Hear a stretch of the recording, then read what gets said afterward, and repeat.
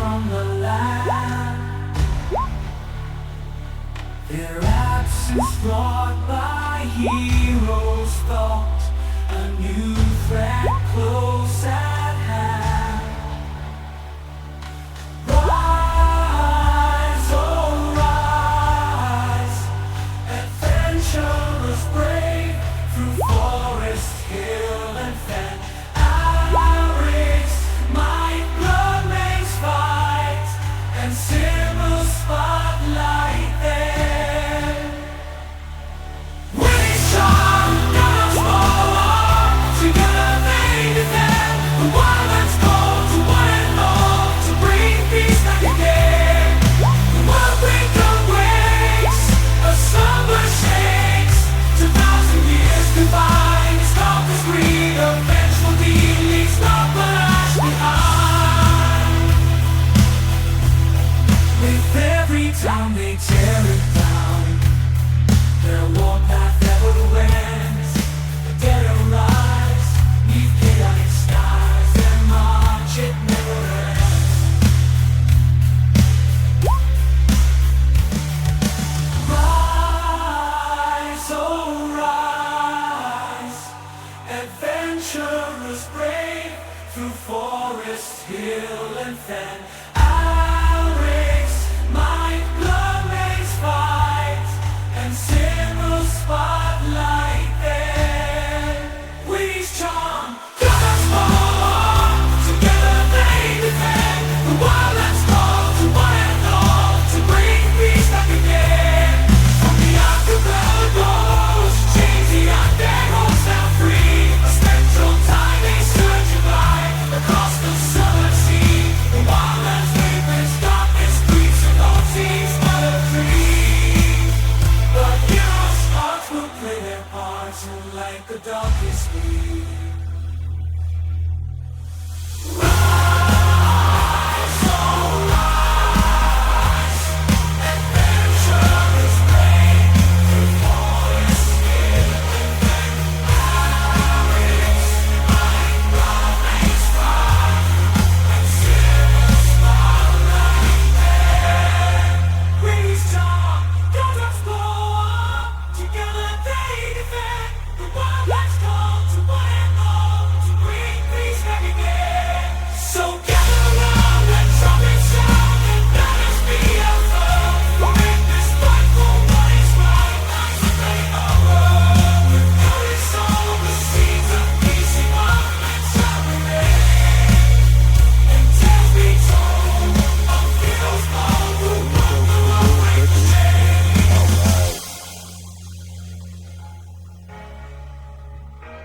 Good morning, everyone. I know that's kind of an abrupt end. I'm working on that, but welcome in anyways, and hello, hello, hello. Thank you for joining us for session number 59 of, I always almost say Unlikely Heroes because it's just the way that I'm used to announcing it, but this is the Wildlands.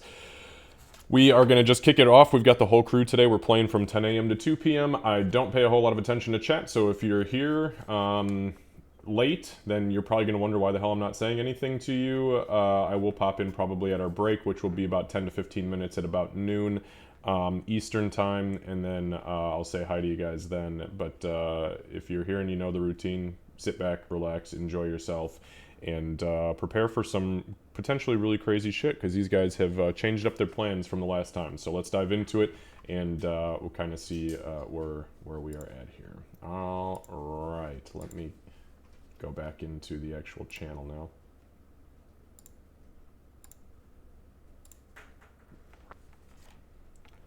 All right, guys, how are we doing? I'm ready. Yeah, are you sure about that? Okay, so, yeah, session number 59. It is gonna be a fun one, hopefully. I don't know, though. I saw those survival rolls, so I don't think there's hope for many of you. Not all of you will survive, but that is a sacrifice we are willing to make. All right, so let's do a quick recap from June 2024 Part 1. This is June Part 2 that we'll be playing today. So, God, it's crazy to think that June is, like, literally almost over.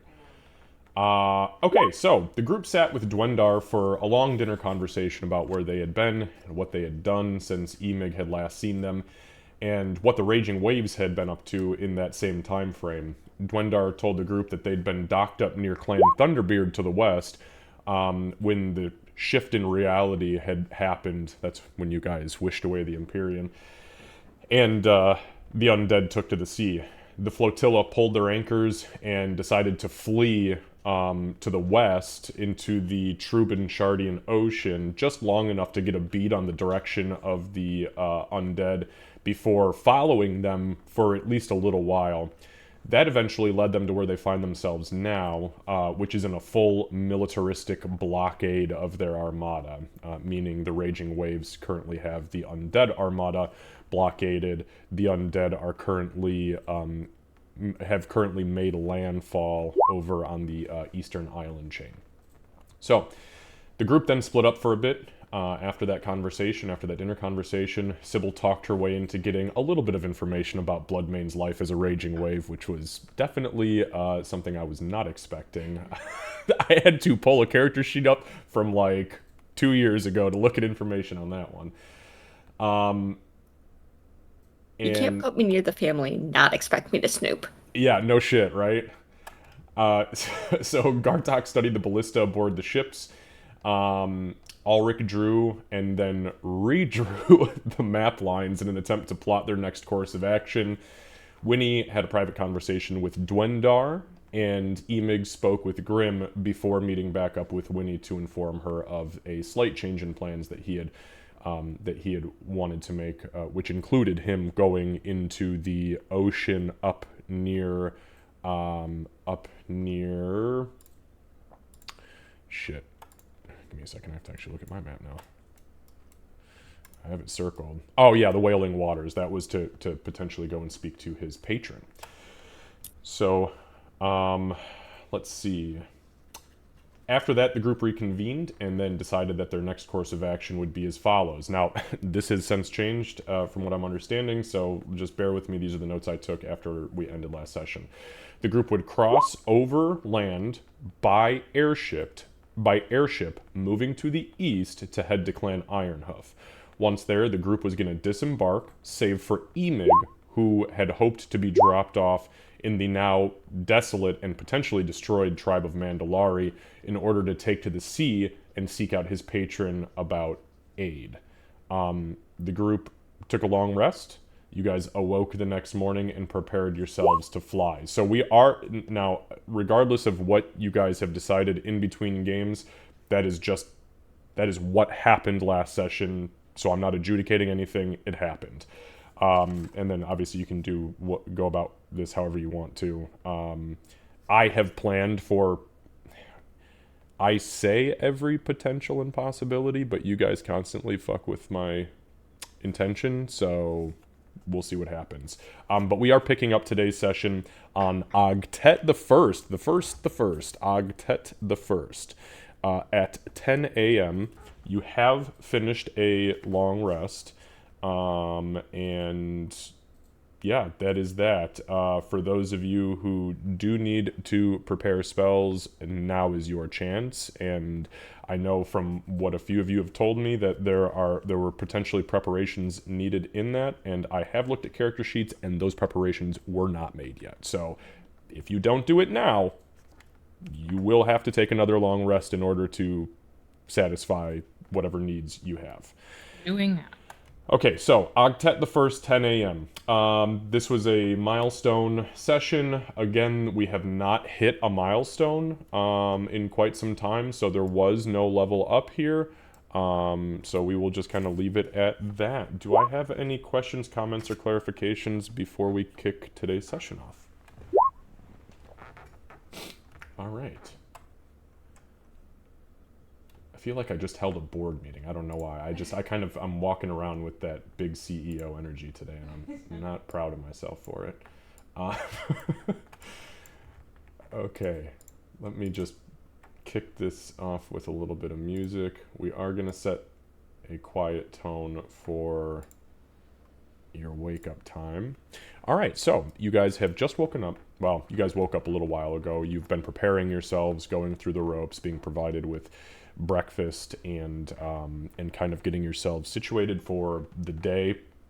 It had been decided the night prior that you were going to make these plans to fly out in the morning and do your thing.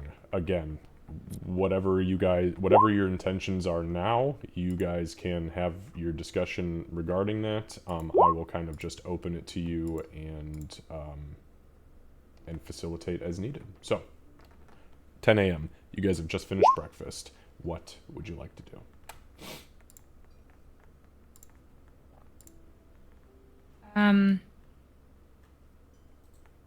Sorry, I was finishing up my spells. So, when he would wake up and start memorizing spells, I suppose. Seems legit. And then kind of look around at the rest of the group, and I'm assuming everybody's waking up as normal. Everybody's already up. Like I said, everybody's been up. I mean, it's 10 a.m., so you guys have Yeah, been up that's for a true. minute. Yeah, so when you would get through kind of memorizing spells and stuff, To be fair, some of you never went to sleep. that's true. Some of us.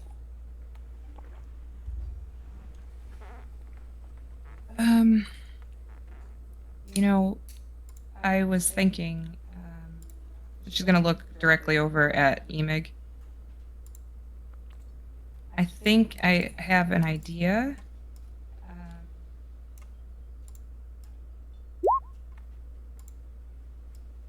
I don't want to split the group up that drastically, and Grim said he could bring them to us. Do you think the flotilla would be happy to host the dwarves here? We historically have. I don't see why we can't. So if everybody's on board, That was a terrible pun. was not intended. Well, does it make it better that I didn't mean to make it? Eh, Sometimes. For the first time in a while, when he's actually, she kind of like smiles and laughs. She's not as tense as she had been. I was thinking though, if you're okay with it, Emig, we will still make sure that you get to meet with your person, and we won't intrude on that. But I think it might be a good idea for us to try Sea Whip as we had discussed. okay. And then once we get back, if you want to head out with Grim once the dwarves get here, that way everybody's in one spot. You're able to go speak with your. My concern really is just heading that direction and having it be overrun with undead. I don't want anything to happen to you, but you have enough sense, I'm sure, to know if it's not a good idea once you get closer.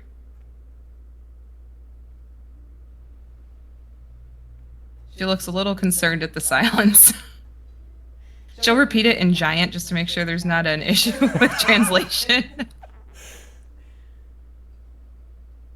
Yeah, that sounds fine.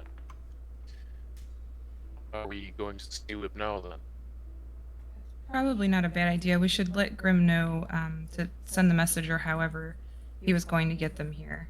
And then during the time that it takes them to travel, we could hopefully go to Sea Whip and get things handled and come back.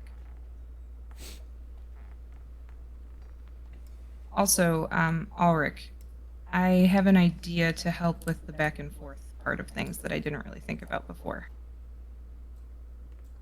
Oh, I like help. So, I can only do it once as well, but we can actually potentially use the plants, DM? I don't understand. You need to give me more Transport via context. plants. It just says. Yeah, give me one sec. Let me look at the specifics. The spell is called transport via Oh, plants. you know what? Hold on. It's a range. The range is only 10 feet, so I think that's just from. I think it's more for in combat. So. No, because so the spell creates a magical link between a large or larger inanimate plant within range, your range for that spell, 10 feet, Right. So and and another plant at any distance on the same plane of existence. Okay, So you yes. gotta read the full spell. So yeah, okay. I just confused So myself with you this. must have seen or touched the destination plant at least once before. For the duration, any creature can step into the target plant, target meaning the targeted one within 10 feet of you, and exit from the destination plant by using 5 feet of movement. So yeah, it is, and if you look at the tags, it even says teleportation. So. Right. So my thought was obviously, Now, mind you, it lasts for 1 round. It's like Right. a temporary You get circle the where hell you gotta in, get get the out. fuck in. Yep. So it would be more of a, crap, this scroll didn't work or whatever the case might be. But I'm going to just make sure that I have it in my mind to get us to and from in areas where there are plants. But as long as there's a plant, I can get us to somewhere that we've seen before. But it's quick. I mean, it's a very quick thing. And just for reference, the one thing I know I had mentioned before is that the flotilla does have fully functioning farms that they carry around in large, essentially like large floating sacks. And that does include trees. Let me make a roll to see if there's any large or large. That was what I was going to ask, as far as how helpful I can be in this situation in particular. So there. So the majority of their crops and whatnot are like rice and grains. So unfortunately, there aren't any that are physically large and larger. They keep them really, really low because obviously the bigger you get, they're not going to have a fucking apple orchard out there. But they're unfortunately not here. Okay. But when we're trying to, when we're not here, when there's actually trees large enough for Emig and myself to walk through, I can help with the teleportation portion of things. So, like I said, I'm going to just keep it in my mind for the future, so that way it's not just you doing this. I'm trying to support as best as I can. And again, just for reference here, I pulled this map up just so that you guys can kind of have a glimpse of what I'm looking at here. If you go to the east near Zlagmoshumbeek, where the flotilla is, I'm just going to draw a couple of quick little things here.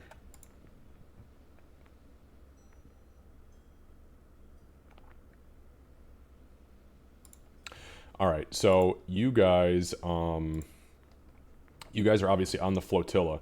Now, this over here and this little corner over here are places you guys have been to, the coasts, and have seen. I mean, this whole island over to the east, or excuse me, to the west, is nothing but jungle and tropical plants. So you've seen 90% of the plants on that island. And same thing over here. This is where you guys took this river at one point to get to Stillwater the first time when you guys went upstream. So you've seen all of those plants. Just for reference, it's not that far from the flotilla. Actually, I do remember that. And I'm telling you specifically because as a druid, if you're going to use a spell like that, I would assume you're having weird photographic flashbacks of every identical fucking tree you've ever seen in existence and cataloging them. Yeah. Okay. So anyway, I just was kind of thinking about the ways that I could help support a little bit more Ulrich, so that's what I came up with. Emig, we'll make the trip to Seowip as quick as we can, so that way we can get you to meet with your patron relatively on the same schedule as before, since we're not going to have to fly all the way over there. Winnie? Arc Druid? This might be more of an Arc Winnie's. Druid question. Okay. Can you use that to get us back to the Grove? You know those trees probably better than any trees anywhere else. Can I use that spell? I mean, yes, but I need... Nope. Gonna stop you there. Read the last sentence. Must be on the same plane of existence. Oh, that's You right. put Yeah, the we're not. Grove I forgot we're in the Feywild. Feywild. I could when it was still where we initially placed it, but now that it's on the Feywild, it. However, I have something for that as well. I'm keeping in my memory. Let's say the right spell name. Plane shift. So if worst comes to worst, I'll try. Does plane shift take us to a very specific location, or is it randomly just in the Feywild? Well, I've never used it before, but I'm supposed to be able to specify. So as long as all goes to plan and crazy stuff that happens to us doesn't happen when I try to cast the spell, we should be just fine. There is a brief look of doubt, and then she steals that behind the "this is my superior officer, and we're gonna do that plan" expression. I will do everything that I can to make sure it goes successfully. I just don't want to ensure or assure that it will be successful and have something happen and lose your faith.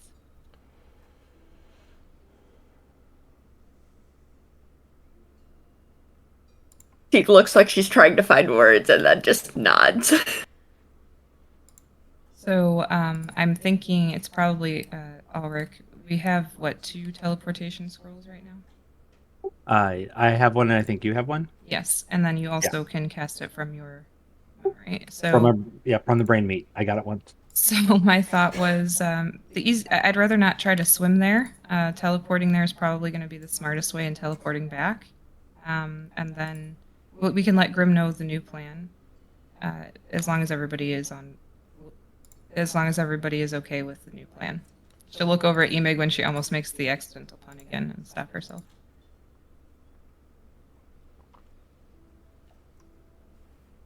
Okay. All right, so Gartok.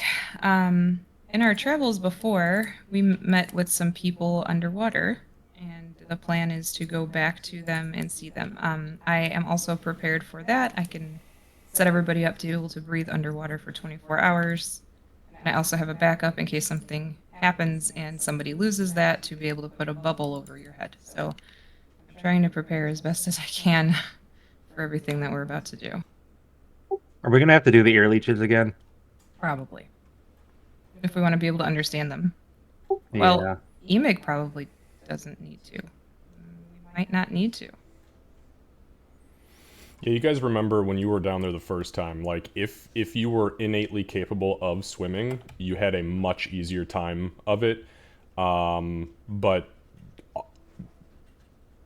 auditory senses were dampened for everybody, period, until you put the ear leeches in. The ear leeches also, they allowed you to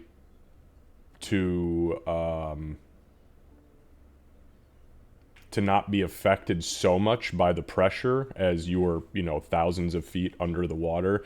It kind of helped your body support itself. It did something weird with the mind and you physiologically, so. Which is why you guys didn't get crushed to death. That's right, yeah. Yeah, we're probably gonna have to do the ear leeches again. It'll be fine, Sybil. I trust you. It's weird, but it's fine. I mean, technically, this will be her first time. Right. And maybe Right. the only reason that other Sybil didn't enjoy it is because they thought they were gonna be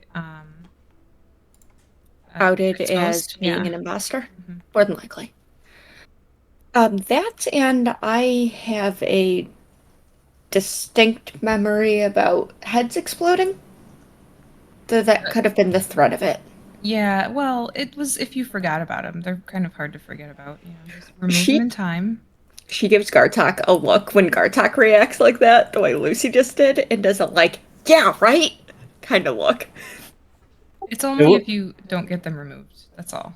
And it was, if I believe, I think it was like 2 weeks, and we're only going Yeah. to be there for a couple of hours. So. Ideally, yes. You keep saying ideally. I don't know if you remember everything we've been through, but when we make plans, they tend not to go as planned. So I'm planning for our plans to not go as planned, so that way it's planned. Sounds like a Bartok plan. looks very confused. In truth, I remember some of it. Most of it is shrouded by pain and other less enjoyable things, even than that. Some of it I still have to sift through, but The inability of the companions to hold to any sort of plan for more than the time it takes to take the first step down that plan.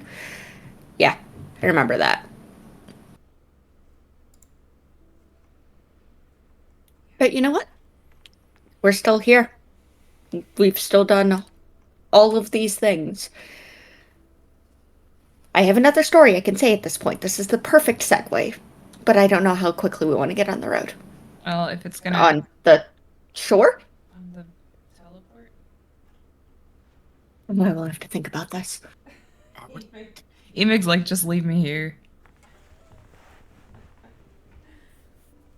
The World Taker can have this place. And break it. Break it all. Don't forget, Sybil's been downing coffee for the first time in Yeah, that's true. months, so she's got some energy again. French press. Man, fuck this plane of existence. Okay, so I guess Ulrich. So you said you could tell another story. It's probably not a bad idea to be. It's probably not a bad idea to be prepared, just in case we get there and things aren't going as planned.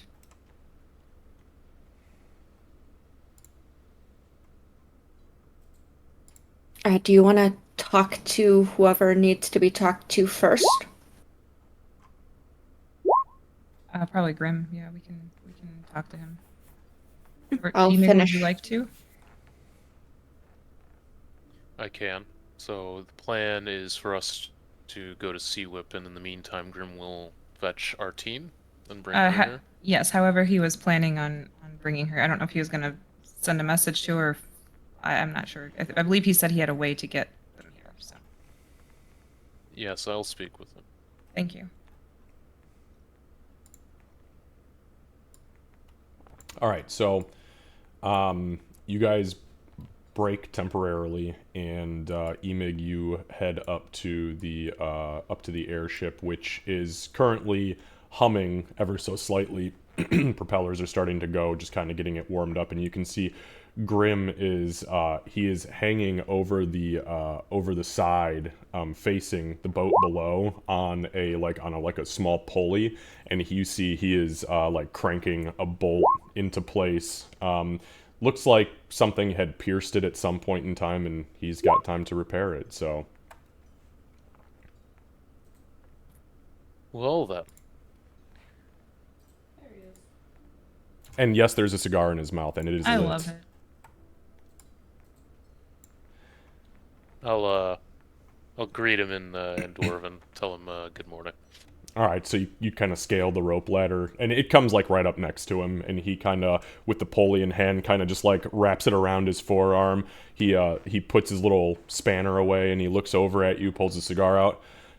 In Dwarven, he says, "Well, good morning to you too. I suppose I needed to get myself up here and probably patch this hole from the last."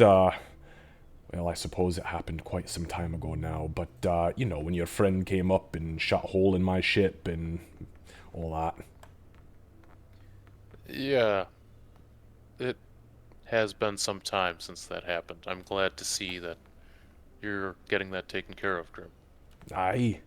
Are you ready to leave? Yes, but no. Oh, Plans, as ever, have changed, and I would like to run that by you if I can. please? So we would like to get delegates from Clan Ironhoof, though probably our team, unfortunately, here, so we can meet with her, and if possible, potentially also from Clan Thunderbeard. Bondel Rubii would be indispensable if we can get him out here. In the meantime, the party and I will go to Sea Whip and try to recruit what help we can. You're going to recruit help from the mer people? I think that's the thought, yes. Ugh. I can just get you more dwarves. I appreciate that, but we will need everybody if we're going to have a better chance at taking on the undead armada. Having sea forces would also be helpful. I suppose you're not wrong about that. Well, I will finish up my repairs and I'll send a message over to our team. And I'll see what I can do about Vondel. Now, they'll probably be coming by airship, so just so you're aware, it'll take our team at least a day and a half to get here, and if I can get Vondel... Well, Vondel's pretty damn fast in his ship. I'd say probably about a day and a half, 2 days for him as well, so... Noted. Thank you. I will speak with Dwendar and make sure that they are welcomed warmly by my people if we are not back in that day and a half span. Right. Sounds good. He pulls a small, like, leather pouch out and he unravels it and he's got a couple, unchewed, unsmoked cigars and he says, "Do you smoke?" I don't. I swim usually. Oh, that's right. And he kind of taps the gun at his side. Forgot about that. Wraps it back up. Alright, well, I'll finish this up and I'll get message out. Good luck down with the mer people. Make sure you don't breathe the salt water. At this point, I think the salt water is going to be the least of our worries, Grim. I think so too. Thank you again for your help and for being flexible when we need to be flexible. He swings himself around to a little bit further away from you, kicks his feet out like he's on a rappel rope, and he starts to kind of like walk. As he walks out of view, you hear him laugh, and he says, "Well, it was either that or Dwarven jail." Yes, it's either that or Dwarven jail, that's true. If this all ends well, I think I'm going to get you your own brewery. Maybe a tavern. Yes! I would Aboard go an there. airship. That see him- would be awesome. He peeks back around the front of the ship, and he just his big grizzly mane, and he goes, "I've been thinking about it for a while. I think we've got good marketing, you know. Take them up in the air, get them a little shitty, bring them back down. We don't have to worry about it. No cleanup. Although we probably have to have people sign papers because of the whole fallen overboard thing." Right. I imagine the bar fights could be pretty rowdy up in the sky. Oh, they're crazy. You should see them up on the islands. You take one fell step over the edge, and that's it. Pays to know how to swim. That's something dwarves aren't good at. That's why we took to the air. All right. Good luck. Thank you, Grim. I'll He kind of disappears. clasp his arm. Oh yeah, he'll swing back around to you, clasp your arm, pop the cigar back in his mouth, and then he starts to kind of kick himself back over to the side. Right. I will head down and try to locate Dwendar so I can apprise him of the situation. Alrighty.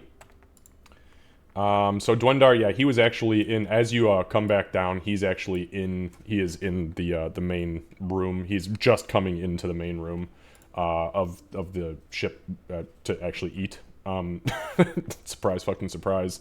So as you and him kind of get back around the same time, Bloodmane, and he is just reaching down and picking up a big fat sausage, and he's just with his hand biting off of it. Bloodmane, Dwendar, we all row. we all row. The plans have updated, and this will be in Giant. I'm going to have Brother Grimm go and try to communicate with or get our team here. The same will be for Vondel Rubii, so we have people from both clans coming in and potentially aiding us in taking care of this Armada and Worldbreaker business. No, it's understandable. Okay, well, our team doesn't much care for these ships. We'll have to move things around a little bit, but we'll make them as comfortable as we can. I appreciate that, Dwendar, but make it slightly uncomfortable for our team if you would. Just something out of place, you know what I mean? He pops the rest of the sausage in his mouth. chews, and he eyes the giant effigy uh, the bitch queen. God, what's her name? Fucking Burley. Umberly. Thank you, Jesus. I couldn't think of. He was like, "Oh no." Yeah, the big effigy, or the big icon to Umberly, and he goes, "I think we're putting that in our sleeping quarters." Oh, you've always been good at planning. He looks to the rest of the group. So, Merfolk, huh? Well, we figure we get everybody we possibly can to assist. I don't know if you've ever seen the Merfolk in combat situations before, but they're infamous for being able to sink ships with sea creatures. They could be useful. Could be. Hopefully, they'll be on ready to help us. We haven't had contact with them in many, many years, decades actually, so good luck, I suppose. You said that you'd made contact with them before. Like a couple of weeks ago, I think. That's what you had mentioned when we spoke last night. Well, hopefully the undead haven't killed them all. That's a little bit of a concern here as well, but for me, but we'll see when we get there. We'll get out quickly if we need to. Right. Well, I suppose I'll get to it then. He kind of turns and he says, "Good luck, and be careful. The seas are unforgiving Thank at you. those depths." Thank you again for everything. And obviously we'll be back, but we truly do appreciate a safe space to sleep and eat. We appreciate the assistance taking down an undead armada, so. Alright, and you see, he immediately, switches to giant and begins just calling out orders, like literally grabbing people as he's going and giving them orders on how to start changing things to accommodate visitors from another nation, so. Alright, so, what would you guys like to do now? Sybil. I'm going to take 10 minutes. And unlike my usual stories, because I caught the last part of the conversation when it went to common, I am going to talk about I'm going to share one of the old fairy tales about the merfolk and sirens and what's normally a tale of caution for those on a ship is going to be spun to be hey, this is going to be helping us. So I'm going to spend 10 minutes doing that. Okay, go ahead and give me a performance check. Let's see how this goes. Okay, yeah, no, you definitely tell a pretty good story.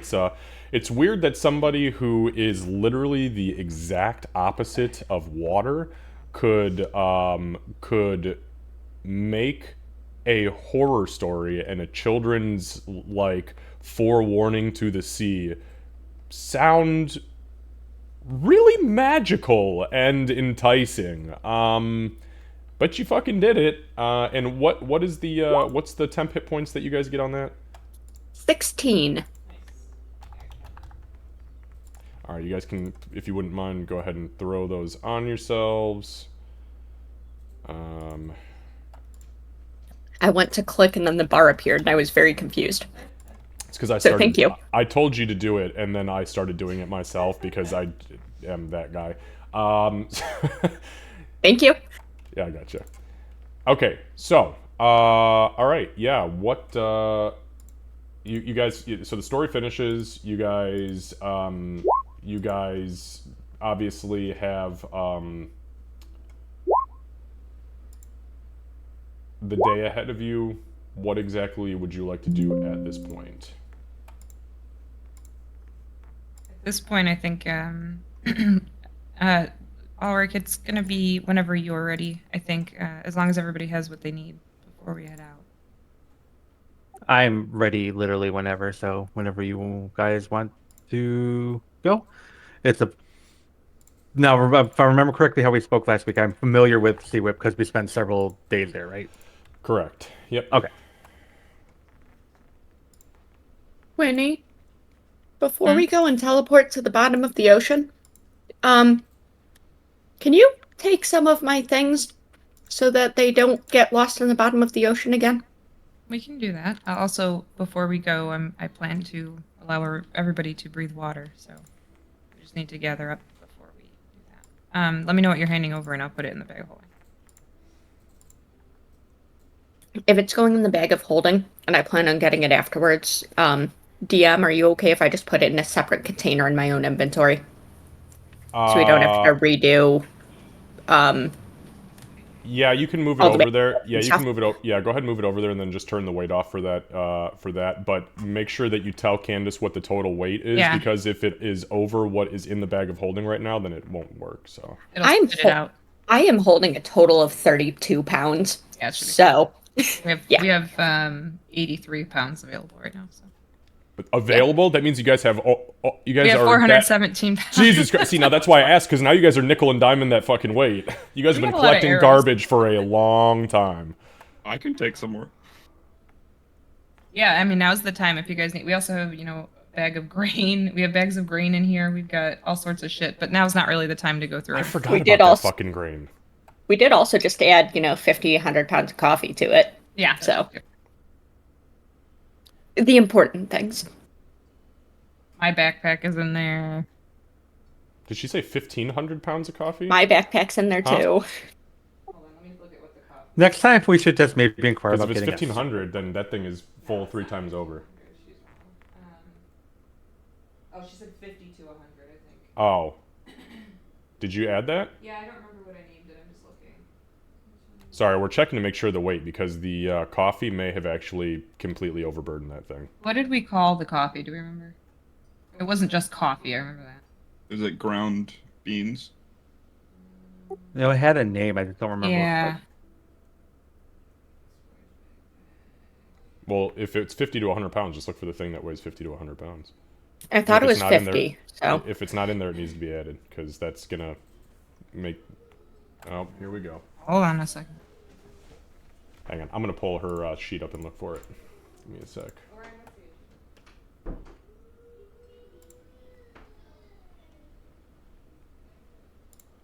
All right. Okay, so...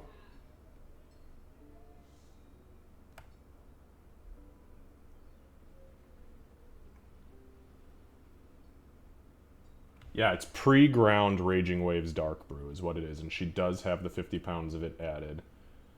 God, you guys do have a lot of shit. Holy crap. Oh, you guys still have the Writ of Execution? That is hilarious. They Buy could have this- done a better job on me, but that's fine. For sure, for sure. They got the face all fucked up. They're not used to those true humanoids. Okay, yeah, so you guys... Yeah, so there's 417 pounds, so she can still take it. You guys are fine. I just wanted to make sure that she had the coffee added. But yeah, it's pre-ground Raging Waves Dark Brew. That's a mouthful, and God, I want a cup. Okay. So, she is getting Orion, I guess, hit Liam, so he's in that stage right now. And Liam isn't putting up with his shit. The fun times. Dude, he seriously, I swear, like overnight, he just I don't know, it's like he developed 5 years overnight. Like we just woke up one morning and he just like his sentences were all almost complete, and like the way that he is doing things is so much more intelligent. It's like he moved out of the baby phase and straight into toddler. It was pretty cool. But now that he's really thinking things through, he is definitely becoming challenging. I have a DM question. Yeah, please. Could I put something that I'm attuned to into the bag of holding, and without breaking the attunement? Nope. Like, would that be a problem? Okay, Nope. cool. So that the way has to stay attunement on reads me. is as soon as it leaves you more than, I believe, 50 or 60 feet, then it automatically unattunes. And if you put it in an item that is another dimension, which is a bag of holding, it immediately... Poof. That severely limits what I'm going to put in the bag. Yep. Okay. So, I'm going to assume My thieves' tools are tucked somewhere close on my person because that's what I would do if I were a rogue. Agreed. Say that again? I said agreed. No, okay. So pretty much everything else that I have, short of my like bare minimum like magic items, I've got the foul blades on me and a short sword, and everything else is going into the bag for now. Because I distinctly remember losing a bunch of stuff before. Okie dokie. So, just let let Candace know what exactly that weight is. Candace, we found the coffee, so you don't have to. I heard pre-ground. Yeah, I knew it was called something. I'm putting 16 pounds into the bag of holding for now. The intention is to get it back as soon as we can. I took it down to almost nothing. I have daggers, my armor, a necklace, my cloak, the short sword. And that's all that's going to be visible. Wow, you really are scared of losing shit, huh? Yeah, it has to happen twice. It's like you guys got a problem being in the water or something. Also, I mean, I'm seriously tempted to put my armor in there too, but it's 5e, so it doesn't give me disadvantage on swimming. All right, so that puts us at 433.5 pounds in the bag, so we're good still. Sake of brevity, I guess, before we leave, I will cast water breathing on everyone. Okay, so you guys have seen Winnie do this before. Go ahead and mark your spell slot off for me, please.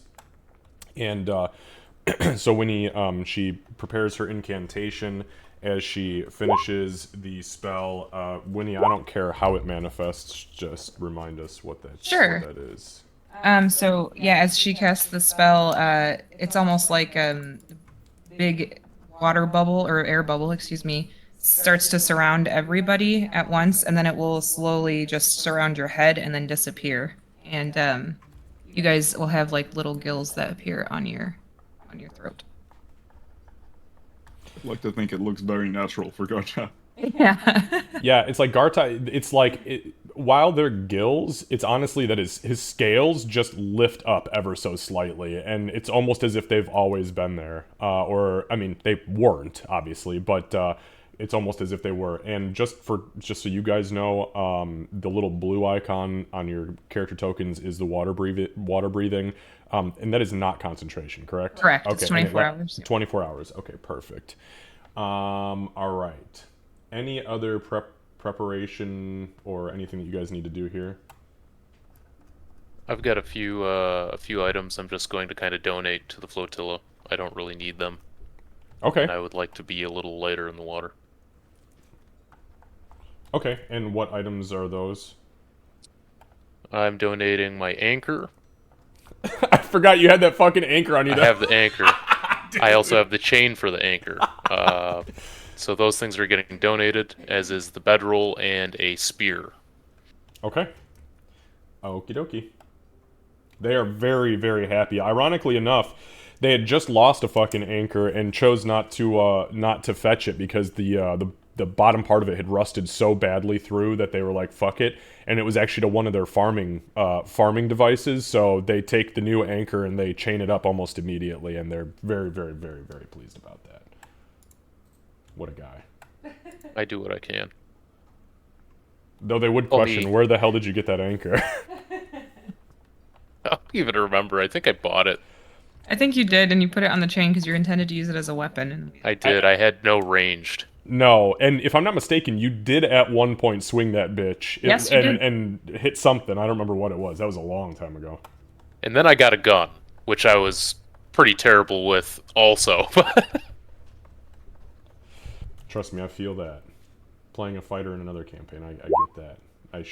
First thing I did was bought a gun, and I had absolutely no right owning that. Second thing you did was return the gun. I gave that gun back almost immediately. I said, listen, I have missed 3 times in 2 combats. Not 3 times, 3 turns. I felt so bad. Oh, that's right, because I had multi-attack, so I'm like so anyways, then I started blasting. I'm fucking Danny DeVito, and I almost hit someone, and I was like, you know what? Here you go. Okay.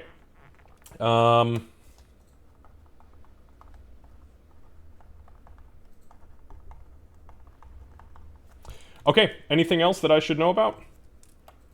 Yep, before we go under and are at the whim of Umberly, I'm going to do my daily ablutions with the icon and use some. I imagine some of my temporary HP to donate a little blood to it. Okay. How much would you like to sacrifice? I'll let that be your choice. You're pretty proficient at bloodletting, so Just one is fine. I just need to get it on there. If she wants more, she takes it. So okay. You know what? That's actually a pretty fair point. Let's see. Is she thirsty today? She's not. She's not as thirsty as you'd think. Yeah. Sorry. I was in. I have Ulrich's sheet up and Candace's sheet because I was looking at inventories trying to figure out what exactly you guys had at your fucking disposal, and I was laughing off screen here because Ulrich has fucking nothing. No, yeah. This dude is decked out in jewelry Yeah, and gems, and he's like, that's it. What happens when you get dusted? Yeah. Okay, so To be fair, I didn't have much before I was dusted either. So That's true. that's fair. That's fair. And it's not by choice. It's just that if you carry too much, you're literally a burden to everyone. No, just kidding. more than I already am. Oh, please. Okay, so you cut yourself ever so slightly. You do not feel the thirst of the bitch queen demanding more than what you offer, but you do feel as you touch the very, very cold, like depths of the ocean, cold icon, you do feel a heat emanate underneath your hand, and you see the blood. And for anybody, I guess, who is in here witnessing this, the blood, kind of small blood streak that that Bloodmane puts up on this icon absorbs into the icon. Thankfully, I've seen that before. Yeah, it's not an uncommon thing for those of you who in the past have rolled any sort of knowledge on Umberly. It is a very common practice among followers. Okay, all right, anything else? Okay, then what is your next step? I will let you guys tell me. I have to use the potty really quick. I gotta pee, so give me just 1 sec. Gortuk's gonna eat breakfast until told otherwise. Don't eat too much; it'll weigh you down at the bottom of the ocean. But eat enough that you won't be hungry later. He's gonna stare at both of you at the same time, just be very confused. Like, should he eat more? Should he eat less? Just eat, Gartok. Just eat until you are full.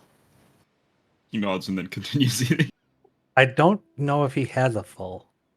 Or until we stop you until we're ready and say that we're ready to go. Okay. I mean, I could just teleport him mid-eating. It'd be kind of funny, maybe. A recipe for a mess. Have you ever had an animal that a pet, a stray that you fed, anything like that, and then their food got taken away? I don't want to see Gartok when his food gets taken away. No, and don't grab it while he's eating it for sure. Gartok, do you have food aggression? I think he just has aggression. But generally, it's pointed in the right direction, so I don't think it's really an issue. Yeah, because none of us are foolish enough to reach between those teeth and whatever those teeth are going for. And he listens when we ask him to drop it sometimes. Sometimes. Just to be Only clear, saying this out loud in front of him. Just to be clear, before we leave, I made sure I could create water for us while we're there if we end up needing it. I can do my regular healing stuff. I don't have a ton of things I'll be able to do damage with because I'm mostly making sure we survive while we're underwater. So, I can heal and I can support in some ways and I can summon my regular creatures, but just so that everybody understands, I also made sure that if we end up needing to, we can travel quietly. Well, we can hopefully travel quietly.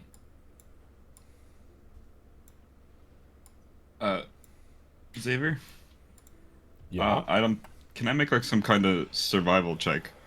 Because it's like he's gonna try and shoot underwater. How well would that go? I will. Well, it's not really survival. It doesn't have to be. Yeah, it's not survival for, especially because I mean you've never had to fight underwater. Make an intelligence check. Just make an intelligence check. If you are actively attempting to think about it. I think I still have my notes about that from the last time we were underwater. It's being very annoying. It's just opening the intelligence page instead of rolling it like it's supposed to. Oh, really? Hang on, can we see it in the game log?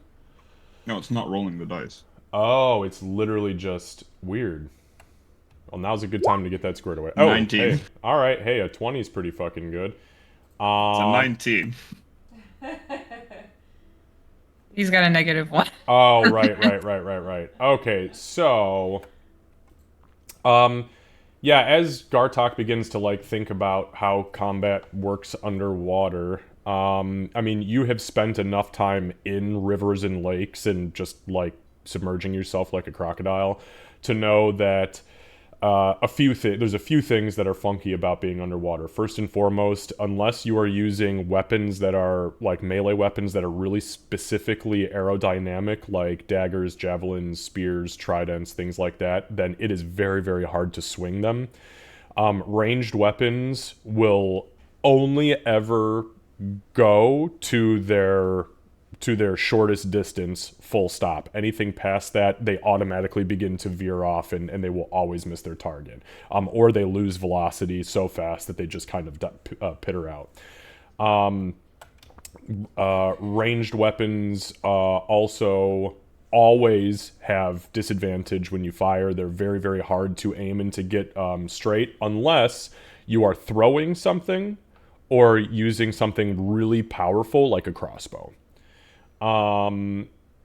You also know that it's extremely hard to hear underwater. And it's hard to move physically underwater, obviously, unless you're capable of swimming, which a few of you have innate swimming speeds. And being that you are a spellcaster, regardless of how you do it, you would know that speaking, unless you have some sort of way to alter it underwater, is not an easy task. So, being underwater in general, not for everybody. Definitely not for Gartok. I have no spells that aren't verbal. Not many people do. Yeah, it's tough. It's not an easy fucking thing. Again, unless you have something that can facilitate you to, because there are things out there. I mean, you guys have been there before without issues. So, well, a little issue earlier. A little bit of issue until we got there. Then it was better. I think Gartok will kind of like rear his head up from the table, where he was absolutely just shoveling food, alligator style. And he'll look towards Winnie. Can't shoot under water. Well, Make a bow pulling animation. Movement. yeah, that's true, and there's some things I might be able to do to help with that, but if things go as we're hoping they'll go, we won't need to fight while we're there. We're there to bring allies on. It's just going to depend on if the undead are there or not, or the turtles are there or not, which is a risk factor here. Do you want your scimitars back for the duration of us being there, Gartok? Gartok will take out like his scimitar. It's okay. But prefer. Oh.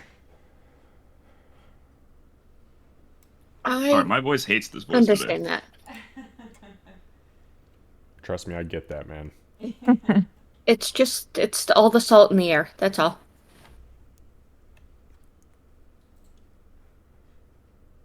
I will confess that I am a tad bit nervous about going underwater. This is not an experience that I directly have had.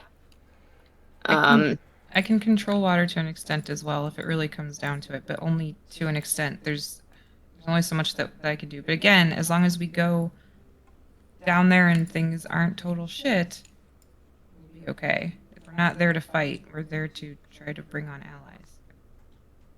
I am less concerned about the fighting aspect and more concerned about if we have to travel at all because of swimming and dolphins?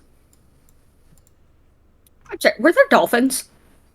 There were dolphins, but they were on our side. They actually helped us. A notable fact, apparently doppelgangers are afraid of dolphins. Or at least this one was. All right. If everybody is ready, she's gonna look around at the group for affirmation. Sybil's gonna down the rest for coffee and then nod. I've small ballista. You have a small ballista? He's asking. Oh. You Gonna mean a make, like- crossbow? He'll point to Sybil and nod. Could you possibly mean a crossbow? Let me check the bag of holding.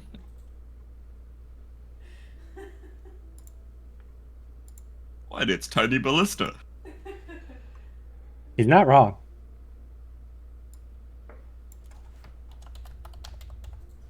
I love that ballista is the word that Gartok knows out of the two, though. It's not big crossbow. It's tiny ballista. Well, he was just playing with one like yesterday, so it's fresh in his brain. So You're when assuming he, it's object permanence. when he reaches in and she's like elbow deep into the bag of holding and she's, no, we don't have one. Would we be able to buy one, Emig, from anyone here? Do they? Does anybody specialize in weaponry where we could, give money toward the cause? I don't know that off the top. Someone might have one, but Kevin has more details on that sort of thing, I think. Fair Yeah. enough. So what I can tell you is that since you've been here, you've seen 0 crossbows. Crossbows are pretty mechanically intense for a clan of seafaring people. He's right. Somebody might have one, but you guys, haven't seen one. People also aren't like walking around completely armed to the teeth. Because they're working. Most of the people Right. here are farmers and carpenters and stuff like that. So, yeah, you see, I mean, there's been a fair amount like up on the ship decks. There are huge barrels with spears and javelins and harpoons and tridents. Yeah. Things that are really good at being used underwater if they have to. I mean, they're very aerodynamic. So as we're having this conversation, when he starts to pull her arm out of the bag of holding, she goes, "You know what does work underwater?" And she's gonna pull a trident out and offer it to Gartok. Gartok will take it and he will hand you the skeletal longbow that he's been holding onto this whole time. All right, I have removed the trident from the bag of holding, and I will add a skeletal longbow. What? I clicked on the longbow and it rolled for damage. I'm so confused. I'm gonna refresh my roll 20. Yeah, that's probably not a bad idea. D&D Beyond. Who the fuck are you shooting? He just got Winnie right in the bag of holding. Damn it!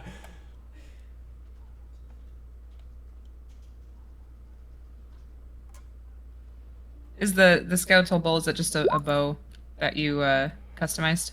To be It's skeletal? just a longbow. It's with aesthetically skeletal. Yeah, it's like the spine of some creature that's been like locked into place. Okay, I just want to make sure I was adding the right weighted thing. Something's going on with my D&D Beyond. Uh-oh.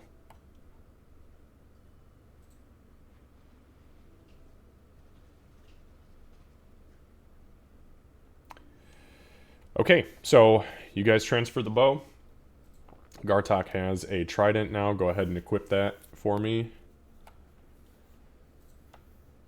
How over encumbered. Did you remove the bow? You want to hand me your arrows? Okay. If there's anything you can hand over, I can put it in the bag of holding. It'll be safe, and it'll be as safe as all the rest of our stuff. He'll give you his +1 longbow as well, because he's not going to use that underwater. Okay. That is now in the bag of holding as well. All right.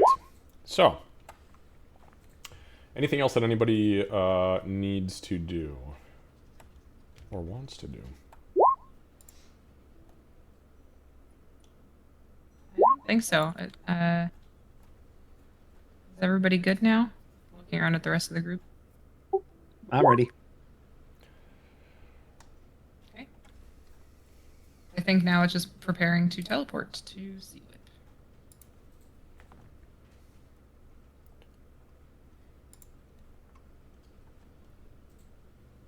All right, it's on you guys. It's not on me. I don't have the spell. Everybody ready? All right. Yep, we're all ready. And I will picture the lovely village of Sea Whip in my brain and cast teleport and hope I get close. All right. That's a description. Yes, it is. Damn, I wish I knew how to read. Me too. Okay, so Ulrich, you draw the beautiful underwater village of Sea Whip into your mind. That is kind of what you remember looking from as you guys were like entering the village itself. And you do feel like it is a pretty solid image that you create, and you begin your incantation. Now, were you casting this, or were you was this a scroll? This is casting. Casting, okay. And go ahead then and roll percentile dice for me. We are rolling on very familiar, by the way. So this is Dude, that looks sick. it's pretty neat, right? I love it. Whoa, it's like creepy but amazing at the same time. Yeah. Okay, so 87. So yeah, 25 to 100 was perfectly on target. So with that, there is an incantation by Ulrich as everybody in the group begins to feel the kind of whooshing and the sloshing of water kind of like pouring out of some unseen point of magic. And as the magic fills this cube around you, there is this burst of magic 3 times, and you guys feel yourself. Suddenly, you hear the sound of rushing water around you. Give me one moment.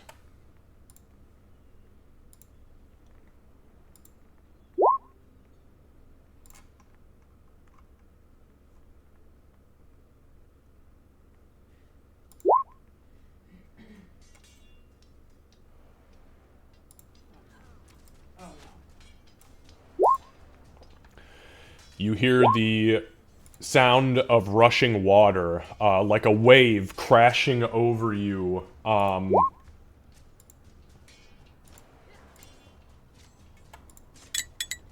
Everybody's nostrils immediately fill with water, and everyone takes 3 points of bludgeoning damage as the pressure immediately begins to pull you all down, as unfortunately you guys are not protected from any form of pressure in this place.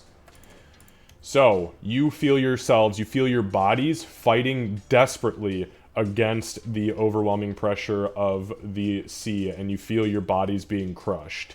As that happens, you begin to hear the sounds of screams around you, muffled screams through the water. As there is an additional 3 bursts of magical energy that radiate out around you as the teleportation comes to a standstill. Give me one moment. Don't roll anything yet. All right, go ahead and target your character, and everybody needs to roll for initiative.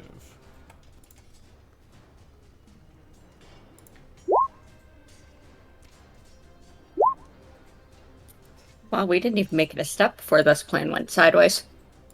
Well, honestly, if they're Nobody under did any attack, contacting, nobody did any research, nothing. It was just, let's go. But that's okay. I'd say we learn from our mistakes, but this is Dungeons & Dragons. Some of us were ready for this to go sideways. Some of you, yeah. Others not so much. All right. So, okay. So let's see. We are looking at... Okay, so I've got Winnie with 14, Ulrich with 10, Sybil 22, Bloodmane 23, and Gartok 11. Does that sound right for everyone, or am I missing something? Okay, so what you guys enter into is an absolute fucking massacre. Merfolk corpses have been torn to shreds and have created a heavy red haze that is kind of surrounding the area. Creatures that look like dead, like undead, missing eyes, huge, swollen, lumpy bodies surround you. They look very much like this in a few different forms. Give me 1 second, because I'm going to give you just a little bit more. That is also kind of what you are seeing. Huge, barnacle-encrusted, pussing and oozing, sore-ridden corpses are in the process of grabbing onto these merfolk, who, by the way, especially these 4 in the center here, are desperately fighting for their fucking lives. Like, desperately. You can tell that they are probably the last of whatever contingent of guards has been defending against this onslaught. Over to the east, you guys recognize this as the mayor's house. That is, let me go down here. That is Noel Air was her name. You see 2 of these undead creatures trying to break the door down. They're not really successfully doing it. Down here, there's another one attempting to break a door down. Up here, which is where the merchant was in town, trying to break that door down. And again, there's another one over here, all desperately attempting to take these doors down, and not really successfully doing so. At least not at this point. Okay, so... Give me 1 moment here.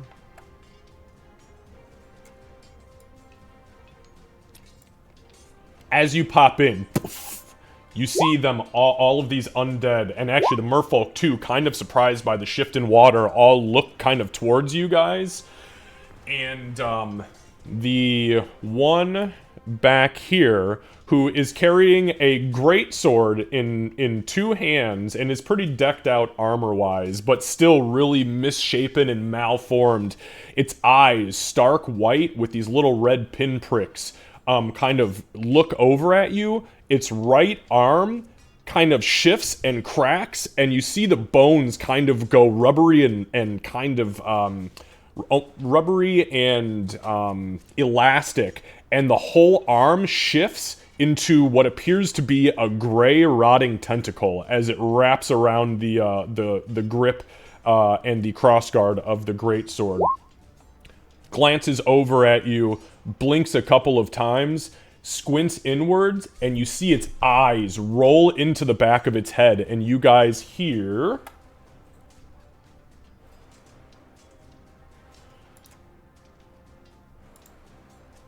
Actually, does anybody here speak Undercommon? Nope.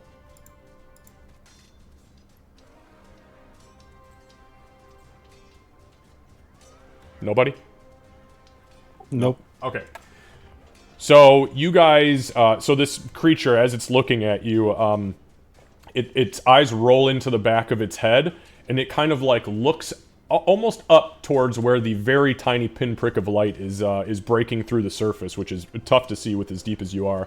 But you don't understand anything that it says, but it appears to be potentially conversing, and you hear it. Eiko, Isaac, Mach, Nai, Ushbach. It then tilts its head as if listening, and you see the pinpricks kind of roll back in, and it begins to move forward. So, Bloodmane, you get the jump. What are you doing? That's the dude with the red cape. Yep. Okay, get in his face. All right. So now, just for clarification, because I know that there are people here who do have innate swimming speeds and people who don't. If you have an innate swimming speed, you move like normal, and you make all melee attacks as normal. If you do not have an innate swimming speed, you do not have that privilege. Everybody is resistant to fire damage. Everybody has disadvantage on perception checks, hearing. You have your ranged weapons all miss if they go past the shortest distance, the first distance, unless you are oh no, that's just full stop anyways. And then you have disadvantage on ranged weapon attacks unless it is a thrown weapon or a crossbow. And anybody attempting to cast a spell with verbal spell components has a 50% chance of failure, unless you have something that allows you to prevent that. The only other thing is that you all do currently feel a heavy crushing. I gave you guys that damage already, so I think we're good there. Oh, and everybody is moving at half speed unless you have a swim speed. Okay, so yeah, Bloodmane. As soon as you pop in, you bolt for the guy up at the top here. So go ahead and let me know what it is you are doing. I am going to blow a rage. Okay, so you begin raging.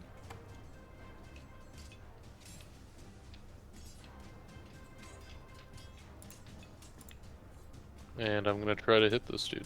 Alright, go ahead.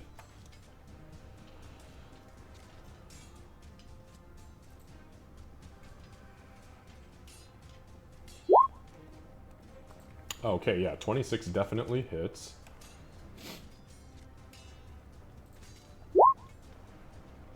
Okay. It does appear to take all of that damage.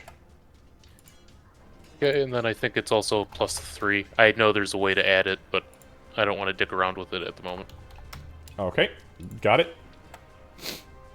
So you swing at it, you immediately bust it across the chest, and you see these big, dirty, the big pustules kind of break open on it, and this blue-hued ichor just spills out of it, kind of clouding the air around it. The 22 also hits.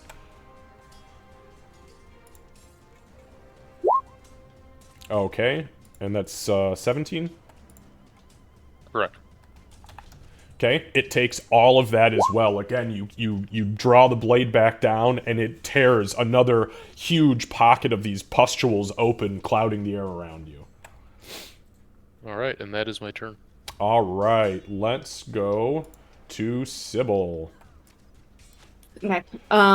You said that this up here was where the merchant area was, correct? Northwest? Yeah, correct, yeah. So the merchant Okay. was, merchant's house was up here. Cool. I am going to move in bonus action to dash. Okay.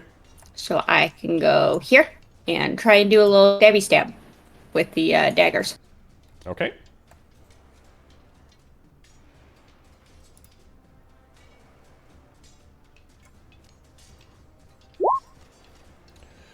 Okay, a 19 does hit. Okay, and no other enemies are within 5 feet of me, or no other creatures are within 5 feet of me besides my target, so hoping for sneak attack. So it is immune to sneak attack, so you can go ahead and just give me regular damage. I hate this place. Me too. All right. Now it does take all of that damage. Okay, so let me just do this real quick. Okay, so yeah, you kind of like rear up and you stab it in the back, and your hand kind of goes through this gross soft tissue all the way down to the crossguard of the dagger, and you see the blue ichor kind of spill out of these big pustules, and your hand becomes cold to the touch as you withdraw the blade. And I know that should have been a vital strike. Should have been sneak attack. It didn't do what I was expecting.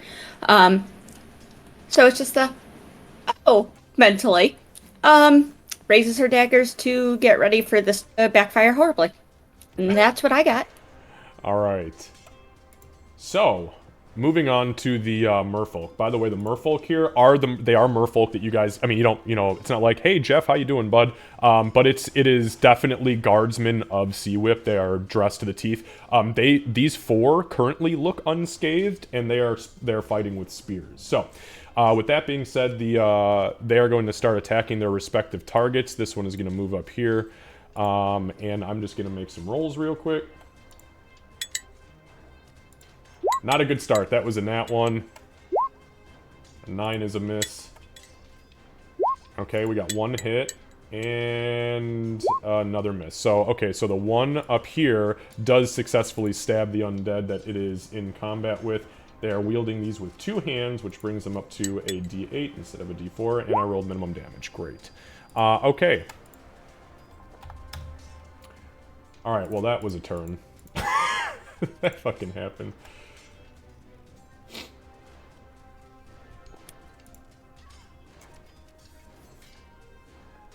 Okay, so,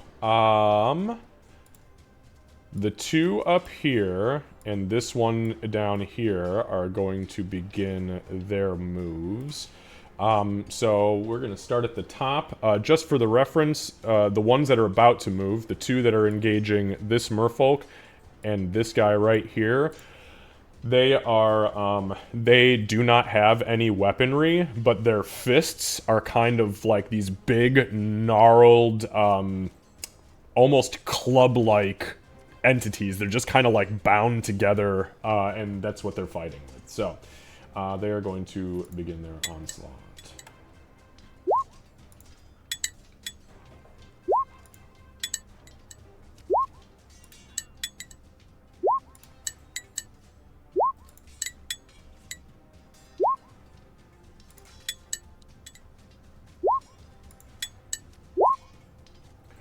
Okay, so the two up to the north, you see them each strike out at this Merfolk 3 times. 4 of the attacks miss, but one clips this guy in the side of the face and kind of stuns him. He lets his spear go, and the second guy punches up and literally punches a hole through this dude's throat, almost decapitating him. And he begins to just kind of like lazily list in the water. Alright, this guy over here, he begins to punch.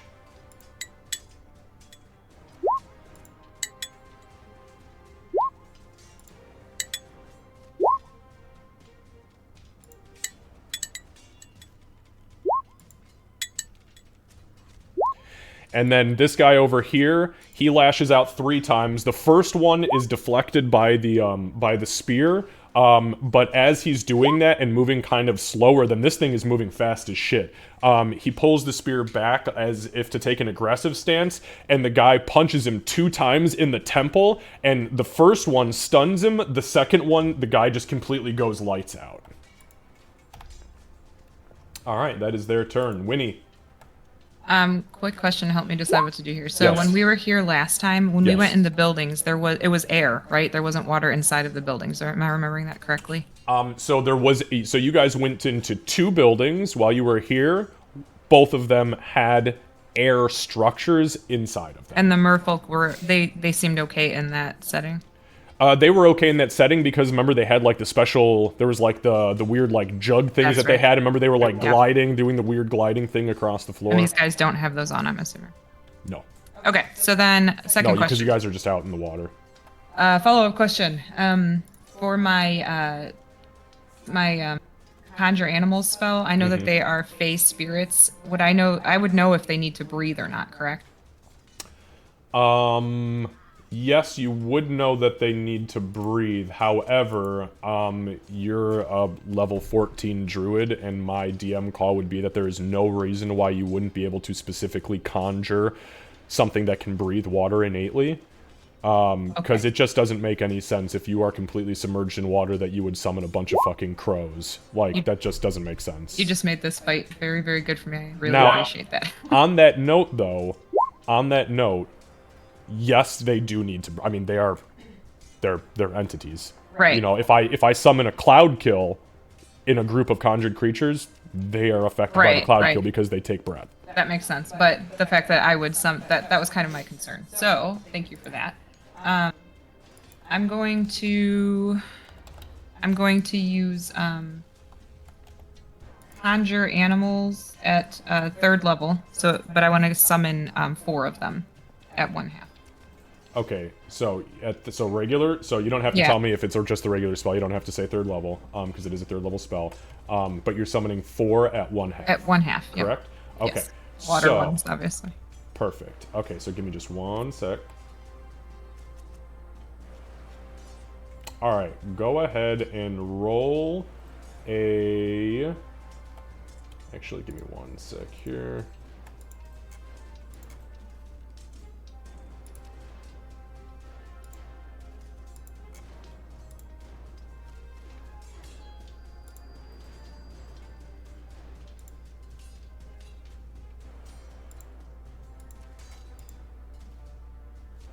Sorry, you did say 1/2, correct? Yes. Is that right? Okay. I'm just setting my fucking parameters here.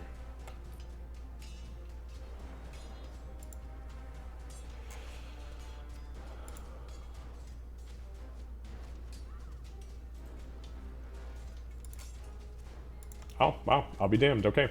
There's only 2 that fit that parameter, so go ahead and roll percentile dice for me, please. 50-50 for giant seahorses or reef sharks. 85. Reef sharks it is. Oh shoot. All right, give me 1 sec. Emic's happy. And that's 4 of them. Yes. Okay, so you can pull up the reef shark tab. These are medium creatures.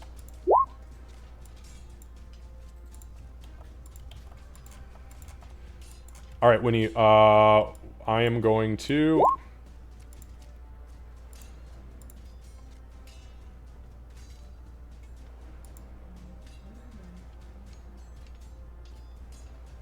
you know what? That's a lot of shit that I'm going to have to change in order to... Looks like it's letting me control him right now. Oh, can you control? Yeah.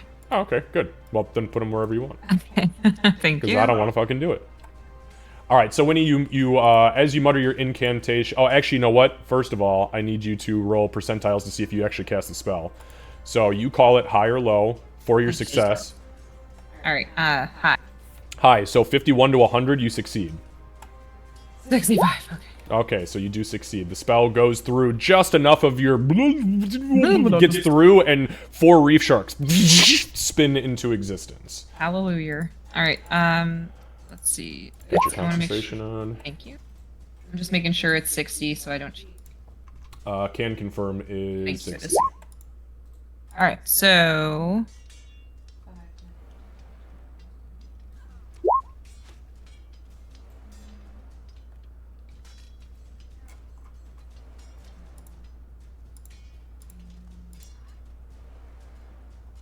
This is an undead up here, right? Yep. Okay.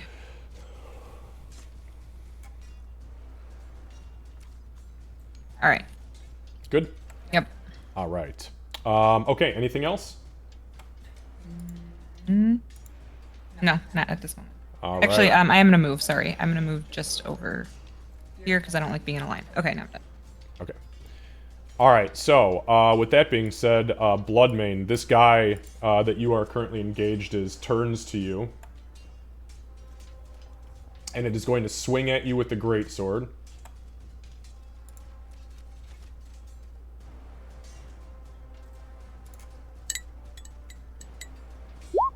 Okay, Okay, that is a 17. So 17 hits. Alright. Oh, also, Bloodmane, you feel this energy kind of radiate off of this guy. And...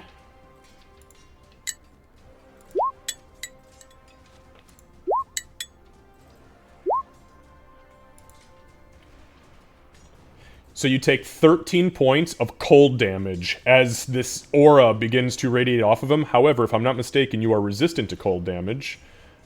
Am I correct in thinking that? I believe so. I think it's a racial trait. Let me double check though. Okay, yeah, just double check for me. I know you had it for a while because of Zarias' fate, but I don't know if that's...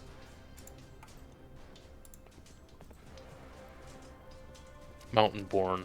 Yeah. Have resistance to cold damage. Okay, beautiful. So you are only going to take 6 points of cold damage. On top of these 6 points of cold damage, the greatsword swing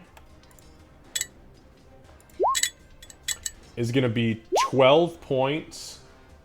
Let me just see if it's magical. It is not magical, so this is all going to be halved. You take 12 points of slashing damage and an additional 16 points of cold damage.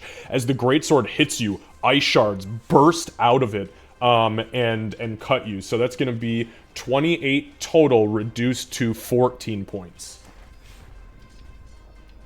And that's between, obviously, your resistance and your rage. I also need you to make a Constitution saving throw.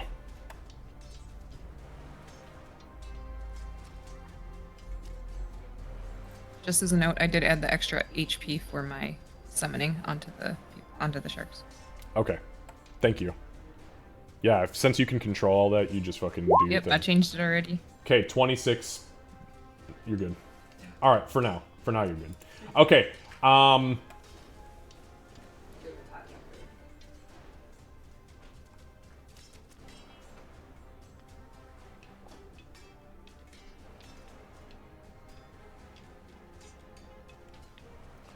so, it will then... it's going to unravel its tentacle, and it rears back, and it's going to attempt to smack you with its tentacle arm. So that is a dirty 20 to hit. You're going to take full damage from this because it is necrotic. You take 11 points of necrotic damage, and then I need another Constitution saving throw.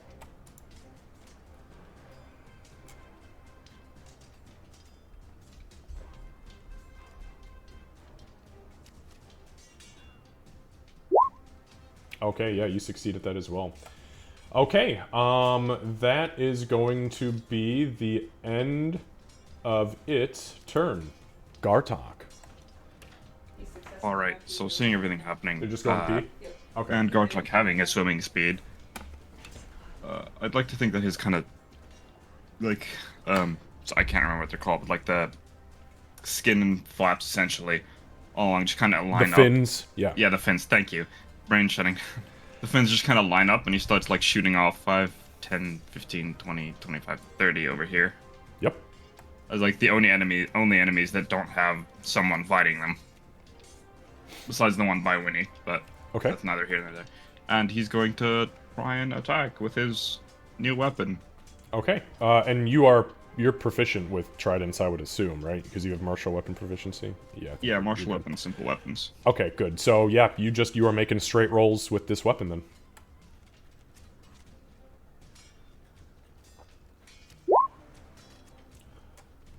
Actually, hang on. That might actually hit. These guys are pretty low armored. No. Okay, so, yeah, you stab at this thing, and as you hit it, and you see the trident tip, the very center tip, goes into this thing about a half an inch, and there's just this blue discharge of pus that kind of seeps out of it. Nothing seems to try happen. again. Okay.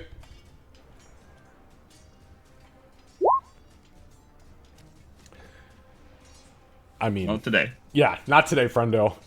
Yeah, you try, but unfortunately, it just does not take hold. All right. Anything be- else? I will. It doesn't say it takes breath, so I'm gonna designate as a bonus action. Designate that as my Slayer's prey target. Okay.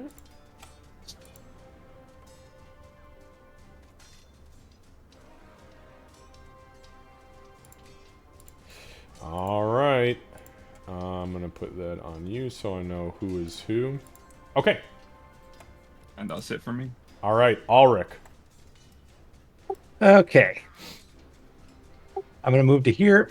I am double checking distances real quick.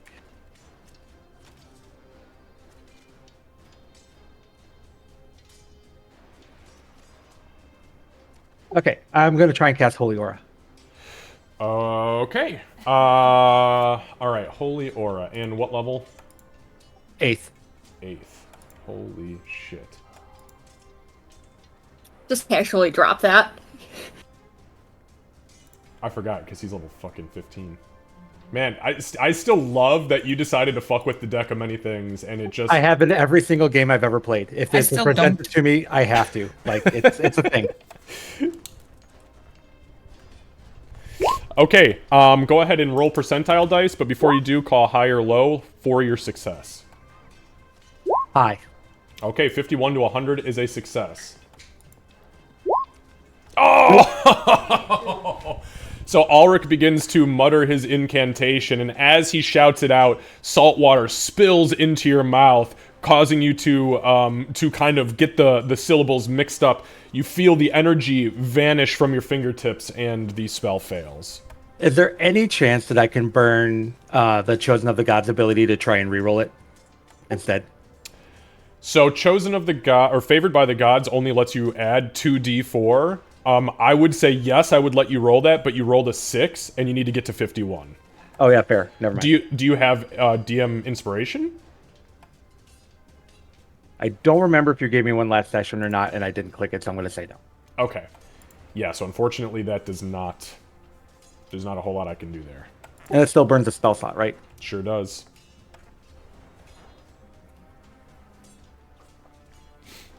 I'm done. Okay. Alright. So, the entity up here turns around suddenly and lunges down towards Gartok, spinning in a very fluid motion around the back of Gartok, and is going to attempt to stab the shit out of you. As it pulls two really crusty, rusty-looking, nasty daggers out.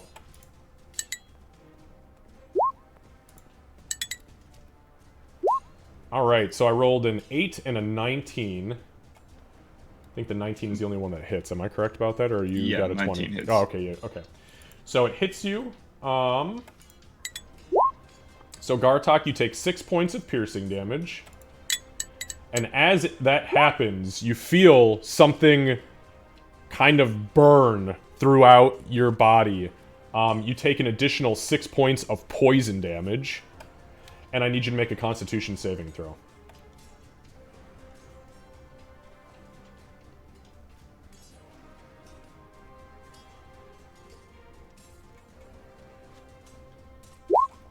Seven. It's a 10. It's Oh, a 10. 10. I mean, Okay. 9. Sorry, it's something about plus 9. 2. Okay. Give me 1 sec.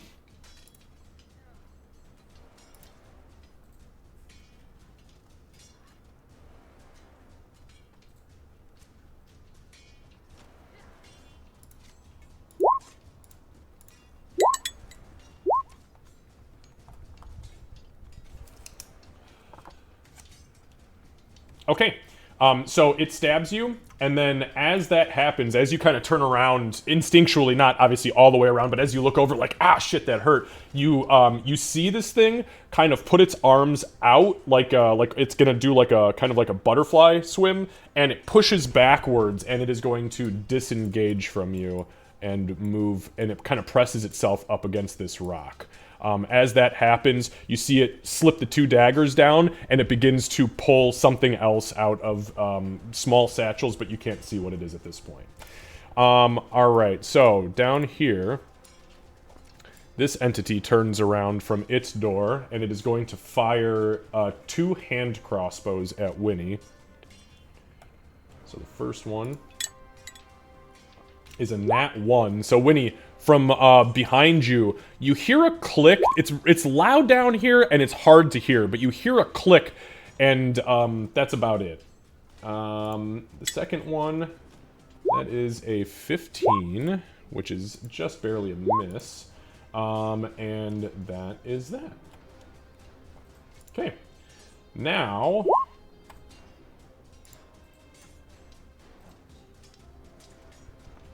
Sybil, you are being engaged by one of the entities that is about to turn around and, well, attempt to do something. We'll see what happens. Honestly, it's not necessary. You can just not attack me. I could. Okay, that's an 8, that's a miss, and that is a 10, so both of those swings miss. The one engaging the reef shark next to you is going to swing as well. That is a 12 and an 8, but it has a 12 exactly. Okay, so... Okay, so Winnie, the one... So this one takes 7 points of slashing damage. And it needs to make a Constitution saving throw. Just do that on the reef shark. There we go. 17. Okay, got it. Thank you. This one right here is going to turn to the merfolk next to it, who is desperately trying not to die. And he's going to try to unalive it. That's a dirty 20 and a miss. The dirty 20 is... Ooh, this guy's just fucking barely hanging on. So the, whoops. So the longsword comes down, gets deflected the first time. It comes up and with an overhead slash hits this merfolk in the left fin and completely peels it off of his face, revealing this hollow bone structure and kind of gross rubbery sinew underneath, and the blood just begins to spill out around his head, kind of creating a cloud. Alright, next we are dealing with these two down here, so they're going to turn... Whoops. Hang on, I'm going to move these guys back because I got to spin them around.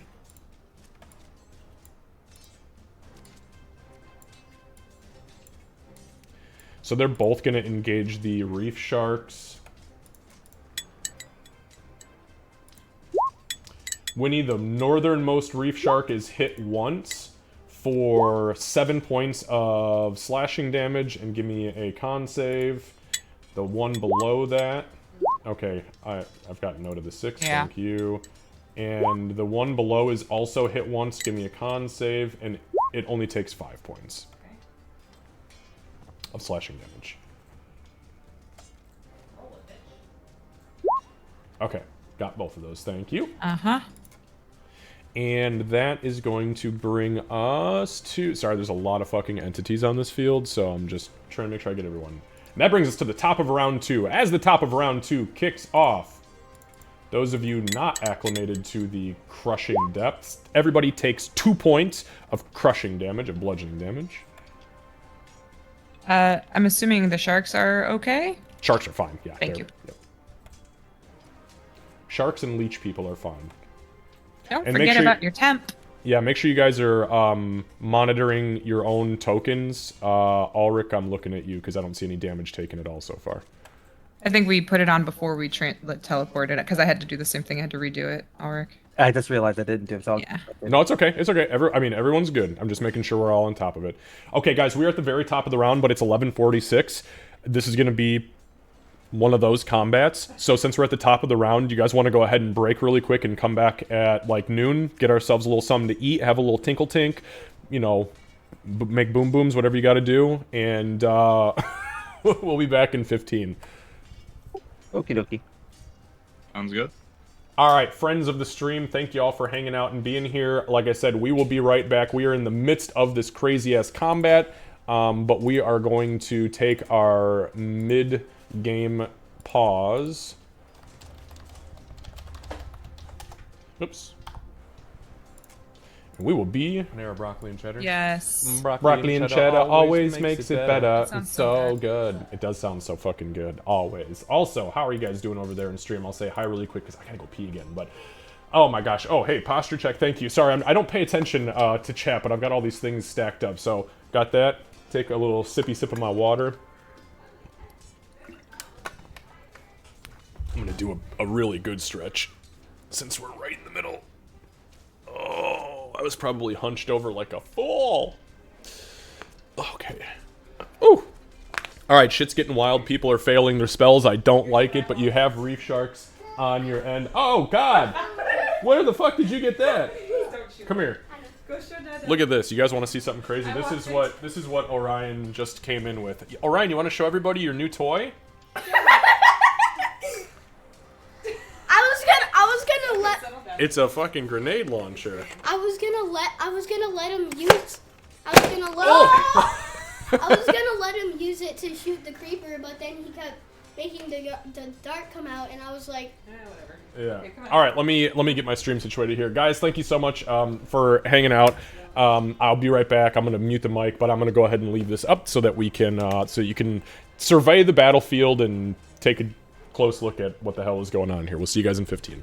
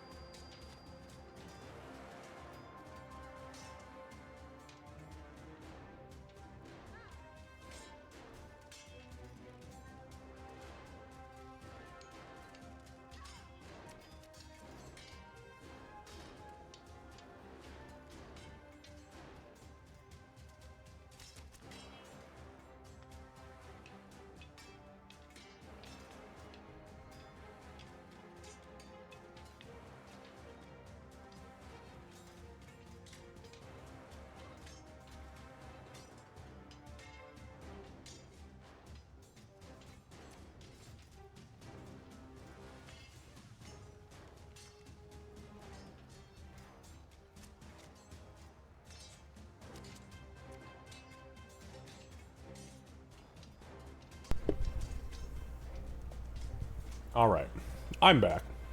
And hello, chat. How's everybody doing? We got a whole shitload of people in chat. Oh my god. I'm trying to figure out who's bots and who's not. Actually, there's a lot of people who are not bots.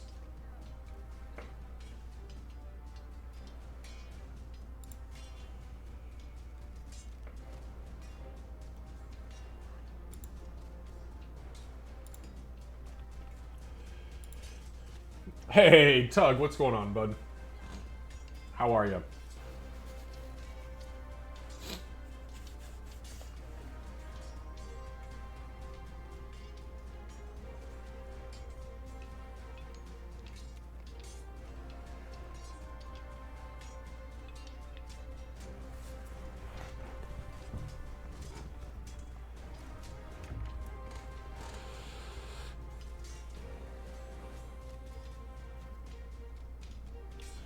All right. Guys, we're gonna kick this back off here in just a couple minutes. Let everybody get back in situated before we start it.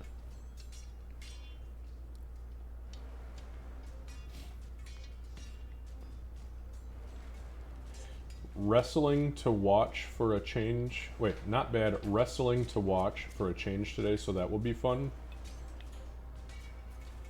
You have wrestling to watch today?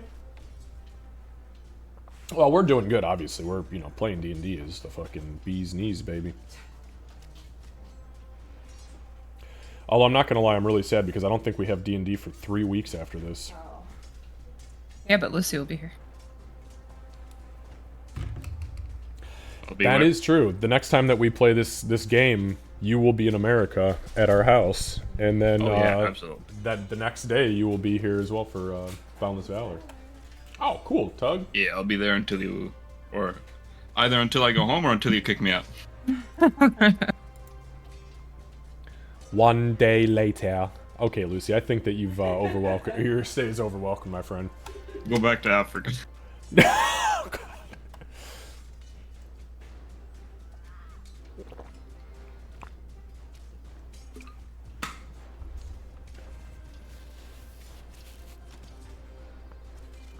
Nah, it won't be that bad. I think we're gonna have fun. We have been trying to figure out, like, all sorts of shit we could do, but I was just like... I don't know, man. I think we're gonna play games. Which is good. Eat some food. Eat a lot of food. Eat a lot of food. And if there's, like... I know it sounds silly, but, like, if there's, like, other weird, like, American chains that, like, you guys just don't have in the UK or Africa, and you're like, yeah, I've heard a lot about that place. I want to try it. It doesn't matter how stupid or gimmicky it is for us. We'll take you. There is actually one place, and all my friends are like, "How have you not eaten this yet?" It's Popeyes, apparently. Popeyes, really? You know what's funny? They actually just closed down all the Popeyes in Middle Georgia. We do have Kentucky Fried Chicken though. That's a pretty popular one. Now Popeyes. I have KFC down the street. Oh, that's right. I forgot KFC is huge in the UK. I had a KFC when I was in Russia. Was pretty good.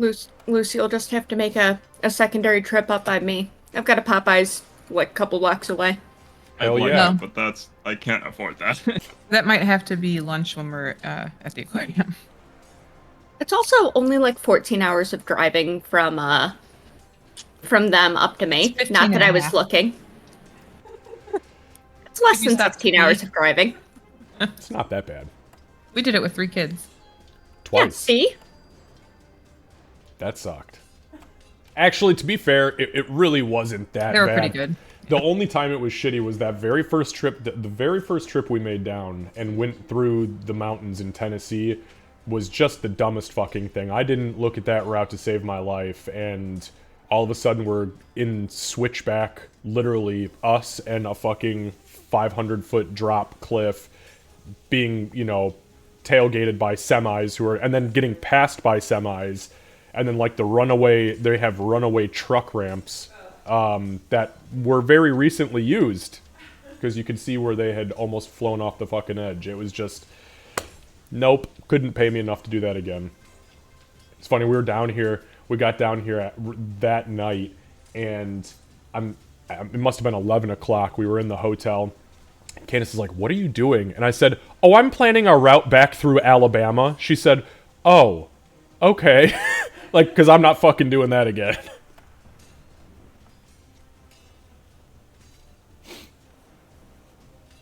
I agree. I have a terrible fear of heights.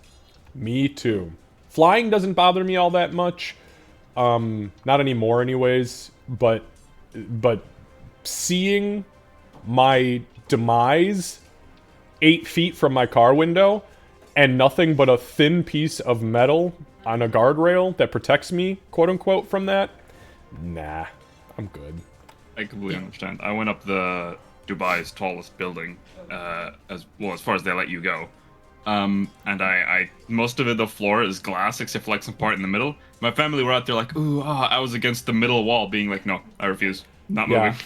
So when I was a kid, we went up into I think it was the John Hancock building in downtown Chicago, and I didn't know what we were doing at the time, and I must have been, I don't know, 8 or 9, somewhere around there. And literally, as we were going up in the elevator, I kept thinking to myself, man, this is going for a long time. I wonder if it's just a slow elevator. The doors open, and I could see nothing but skyline in front of me. I had a legitimate, full-blown panic attack. Started screaming and crying. They had to take me back down. I was like, dude, I do not do heights. Can't do it. Actually, even when I was in the military, doing like the rappel tower, I don't know how the fuck I brought myself to do. Well, I didn't really have a choice. They told me, get the fuck over that edge right now, or I'm gonna push you over that edge, and I kind of had to do it, but I was shitting bricks. I'm not afraid of heights, and I would have been shitting bricks. Yeah, I didn't like that, especially since you had to tie your own line. Hey, here's a 20-minute course on how to tie your line the right way. Now do it, and go up that 200-foot tall tower and jump down. How much do you trust yourself? Oh, Good very luck. little. Very little. But I did it. Taught me to pay the fuck attention to exactly what I was being taught.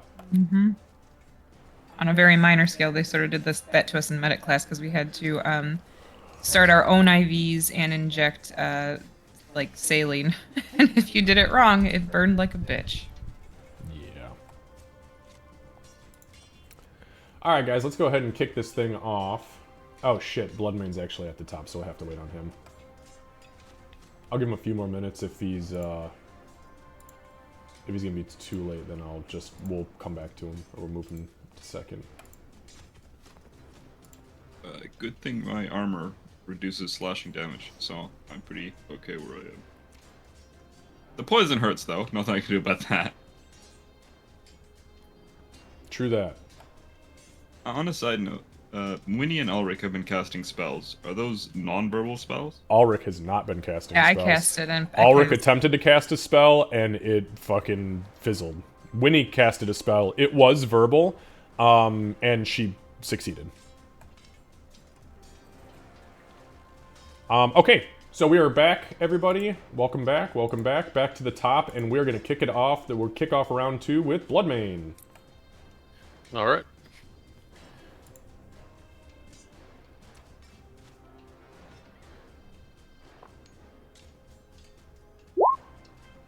Oh yeah, 24 hits the big guy. I shouldn't say big guy, the gross guy.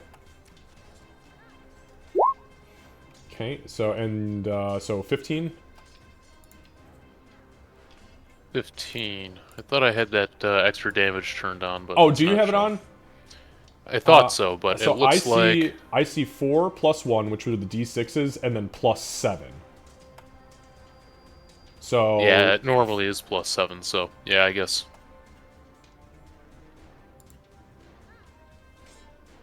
You guys just check your extension if it's on. that's okay. I mean, it's easy Yeah, enough to add it's it. showing on, but it's not adding that damage. So Okay. Either way, you hit it. You hit this thing again, and again, you just see this blue shit spilling out of it like it's nothing.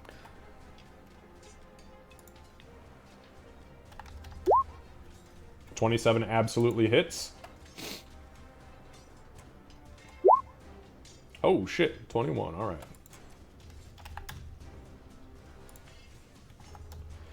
Okay, this thing is effectively bloodied. What it would be bloodied, meaning that it has enough gashes in it to you to now be able to see underneath the kind of malformed, twisted, like hunchback structure this thing has. Inside of it is actually like writhing larvae of some sort. That are rapidly attempting to get up and out of the body cavity that is now exposed to the water. Nice. Very cool. All right. That's it from me. You kids like evocative descriptions. All right. Sybil. Okay. Sybil is going to go and swing, but then she almost does a kind of a fake out as she goes to swing, and she goes, Amig, kill that son of a bitch. And I'm foregoing my attack to let him take a swing on it, using his reaction if he wants. Okay, so go ahead. Give me 1 second. You just did something verbal. So Yep. roll percentile dice and call high or low to see if he even hears you. You call high or low first before you roll. We've all been doing high, so let's do high. All right, high it is. I like 51 the to air. 100. 98. Okay, so Emig. I know how to project. Emig, go ahead and give me a perception check with straight perception check.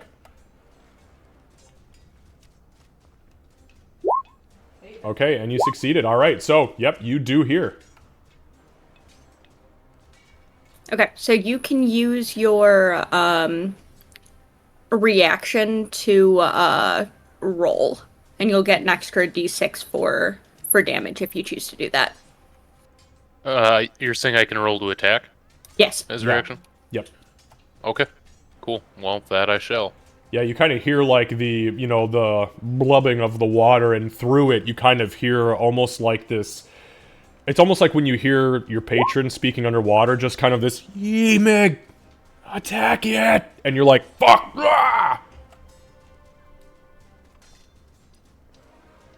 Alright, let's see here. That was for him. That does hit. Yep, sure does.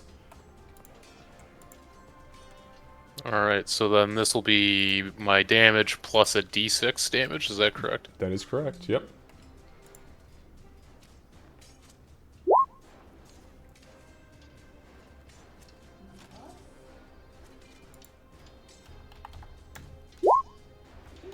Alright, got it.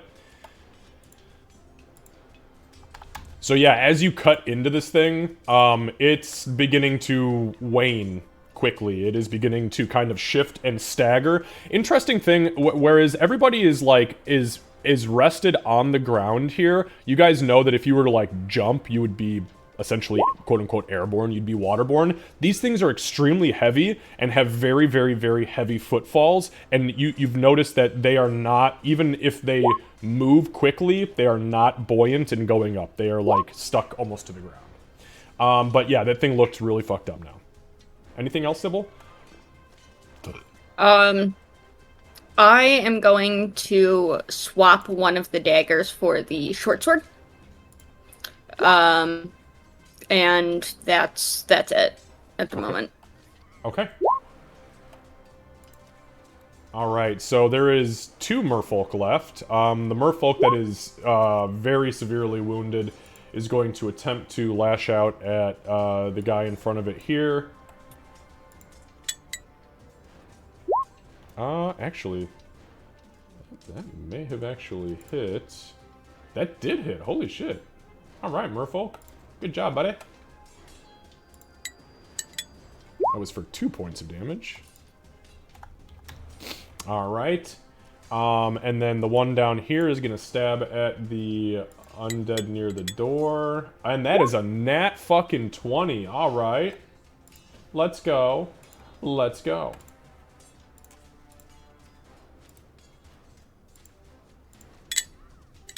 Alright, and that is for 9 points of damage. Alright. Let's see, that'd be...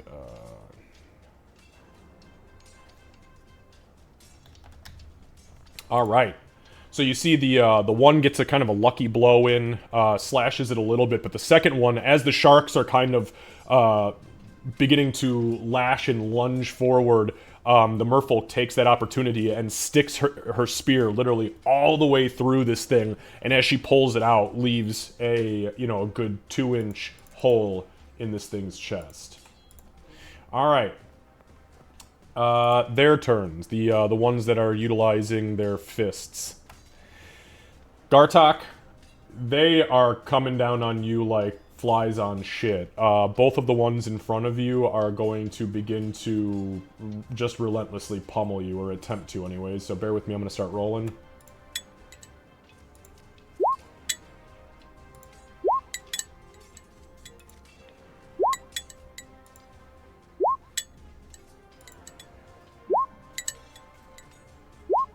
Alright, so Gartok is actually pretty proficient at fighting underwater. It's weird. I rolled a 7, 2 nat 1s, a 14, all of which missed, and then I had a 21 and a 24. So of these 6 attacks, only 2 managed to get through your defenses enough to actually harm you. So, what I need is for you to take 13 points of bludgeoning damage. And I need you to make 2 Constitution saving throws, please.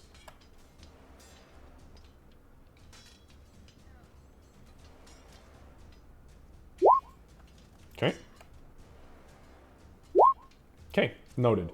So Gartok, as these things, the blows that actually land, as they're hitting you, you notice that from the gnarled kind of clubbed hands that they have, there are these kind of putrid barnacles that are affixing themselves to your body. Alright, so that's them, and... where the fuck is the third one? Oh, there it is. Okay, so the third one is going to, down here, is going to attack the shark.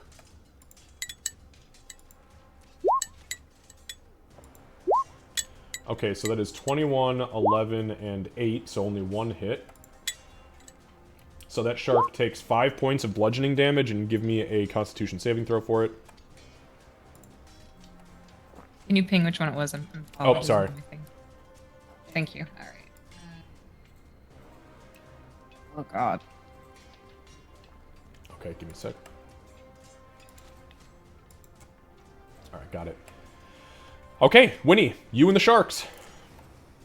All right, so as Winnie, I want to, since it's not verbal or anything, I want to summon the unicorn totem right where Ulrich is standing because it doesn't take a space, and I know that everybody's in 30 feet. And give me a sec, it's, how big is it? 30-foot radius. Oops. Give me 1 sec. Mm-hmm. Alright. Okay, you can continue with what you're gonna do. You said it was a 30-foot radius? Yeah. Okay.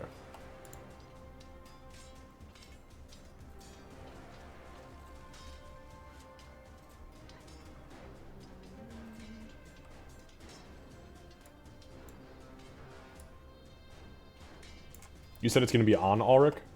Or Yeah, on near his, him? it was on his space because I know that everybody's within 30 feet of him from when he... There you go. Perfect. And then I want to... And anybody inside of the marker box, by the way, so from this corner all the way down to this corner. Yeah. This corner, that's everybody who's included. Even though the graphic doesn't go that far, this is the 30-foot, so... And then I'm going to go...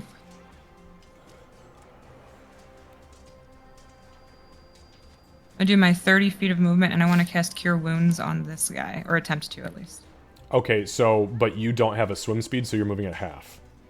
Oh, yeah, because I haven't put the damn hood up Correct, yet. so you can only go 15. Unless you want to use your action to dash, but then you can't do the unicorn spear, right?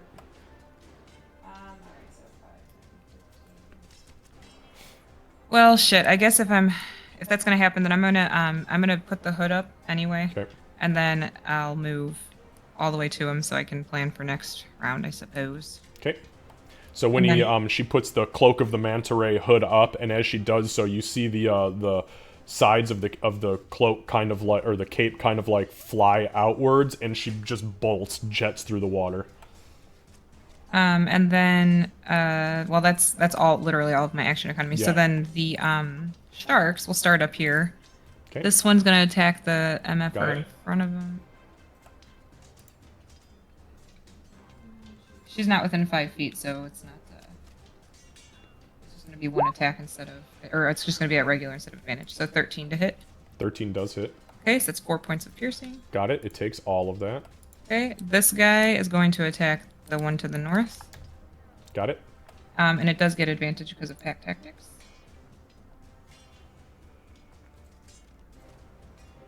So 18 to hit and 10 points of piercing. Yep, got that. What And was then- what was the third roll for? You've rolled 3 times. Because there was an advantage for pack Oh, tactics. I see. Okay. You should be just, you should be able to right click and just roll advantage on I haven't those. tried it on here because it's the monster. I don't Yeah, know it if it works doesn't- there. It doesn't work on Okay. the monster card. All right, go ahead. And then this one is going to attack the one directly in front of it Okay. with advantage. Okay, got it. 16 to hit. Okay, and then 16 does hit for 7. the one to the south of that is going to attack the one directly. Actually, the one to the south of that is also going to attack this one. Okay, sounds good. The dirty 20. 30-20 hits. 9 for points of piercing. Okay, got it. And that's So a pretty that one is, this one up here is absolutely bloodied. The sharks have almost shredded it to fucking nothing. The other two are wounded, but not anywhere near where the rest of them are. Okay, and then Winnie's just gonna have her shield out and ready for this, and that's the end of my turn. Okay. All right, so big Pop and Pa with the dirty tentacle.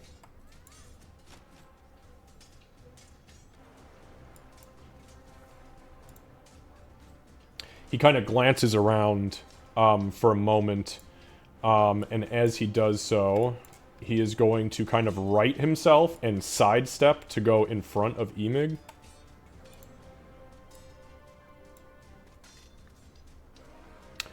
And you see he, his eyes, again, kind of roll up and into the back of his head. The pupils kind of vanish, and then the eyes go from like that gross bleached white to jet black. He breathes in suddenly and pulls the greatsword to the side, and as he breathes out, there is this cloud of absolutely horrific black ink that sprays from its mouth. And as that happens, Bloodmane, as you begin to rear back, you can see that as it opens its mouth, there is a squid beak inside of its mouth projecting this ink forward. So what I need is a Constitution saving throw from Bloodmane, Winnie, and Ulrich, and I will also be making those saves for 2 of the Merfolk.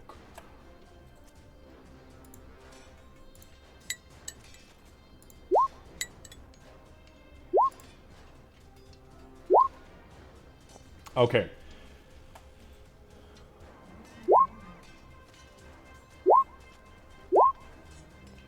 Jesus. You didn't need to... Yeah, my thing's acting weird too. Is it? Is everybody's being weird? Yeah, mine's 2. Alright, so we've got a 21 from Bloodmane, 10 from Winnie. Okay, so Winnie is a failure. Ulrich, 12. I'm going to use my favorite of the gods before I find out the answer. Okay. So you can add your 2d4.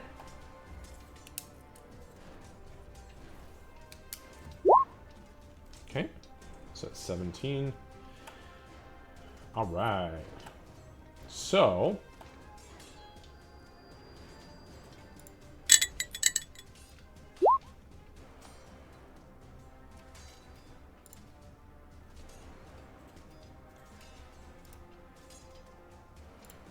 Alright, so the ink, as the ink lets up,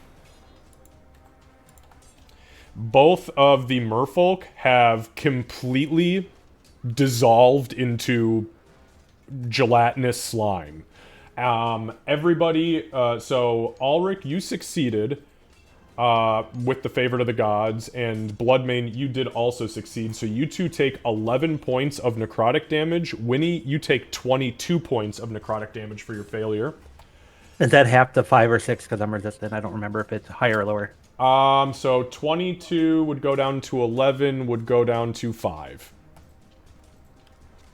And Winnie, you are also blind.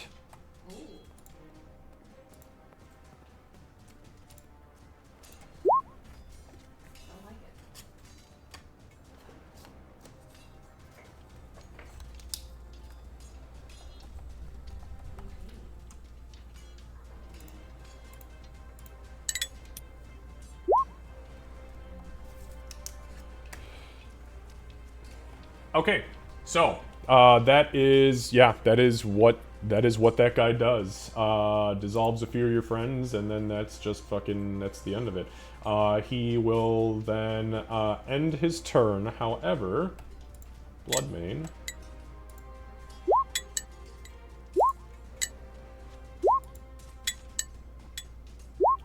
You take 18 points of cold damage from his aura and from striking him, and that is reduced to 9 points of actual damage from your cold resistance. Resistance. What the fuck? Gartok, go! Okay. Seeing everything that's happening behind, Gartok is going to attempt to cast a spell. Okay, does it have verbal components? Yes. Okay, high or I low? don't know. I'm gonna go with... You know what? I just put new dice in, so I'm gonna go with high, because I believe in them. Okay, so 51 to 100. Go ahead and roll them.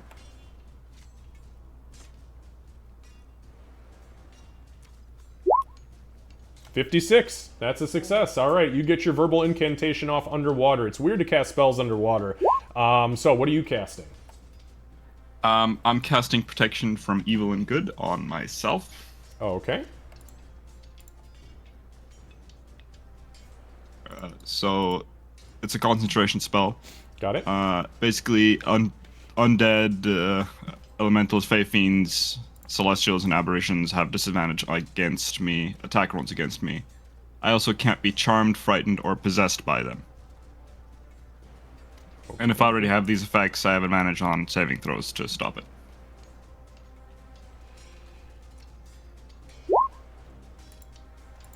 Okie dokie. So yeah, you get your incantation out successfully. You conjure your spell, and make sure that you use you have, I'm assuming, holy water or powdered silver. Yes, I have holy water on me. Okay, so make sure that you pull a charge of that off, please, because it does consume it. And yeah, there's a flash of light, and this kind of shimmering barrier that moves with you is now kind of encompassing your entire body. Alright, and as a bonus action, I'm going to use my racial trait, which probably is a bad idea, but I'm going to do it anyway. Hungry Jaws, which allows me to make a bite attack, and if I hit, I gain 2 temporary HP. Okay. Yeah, go ahead. I'm going to bite the guy in front of me. Don't do that when his face looks like that, though. Bite the undead with the rupturing pustules all over them. Or, Dean, to be honest, I'm just going to open my bite page. Thank you. Try to do right click and then select roll. That's the only way I've been able to get it to work. Okay, 16 does hit. Alright, that's 2d6 because he has Hunter's Mark on him.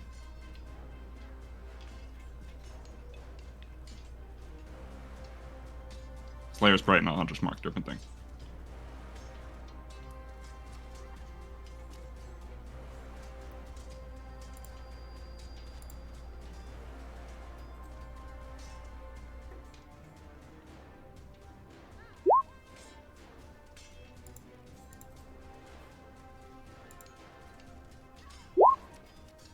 For a whopping 10 damage. Okay.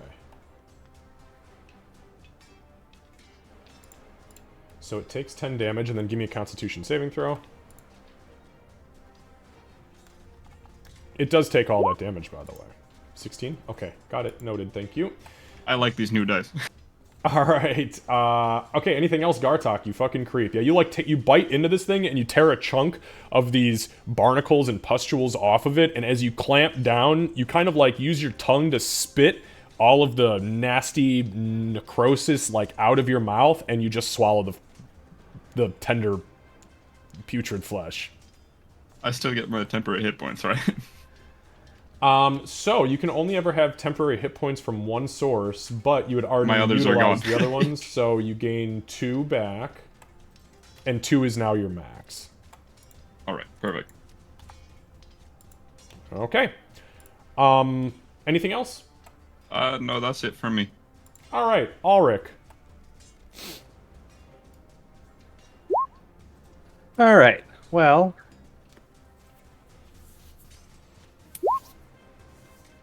I'm going to try to cast a spell because that's what I do. Does it require? Yeah, everything Okay. I have requires verbal. There's nothing that doesn't. So Okay, go ahead and percentage, or well, what's the spell first of all? it's going to be a second level chromatic orb at Mr. Jackass in the back that's fighting Emig. Okay, excellent. All right, so yeah, go ahead and I'm going to call the high again. Damn it. hi. All right, 51 to 100. I'm done. And the spell fizzles under your current state, and unfortunately does not succeed. And that's it. Yes, I'm done. All right. I thought that was like a I'm done with, you know, I'm Oh, done. it was just Not like, I'm my done. turn is over. I'm completed. All right. Yep. Okay. Hey, you guys came here without preparing. I wish I could help y'all. Okay, so, with that being said, the creature that had stabbed you in the back, Gartok, is going to attempt to attack you. Disadvantage. As I'm assuming they are undead.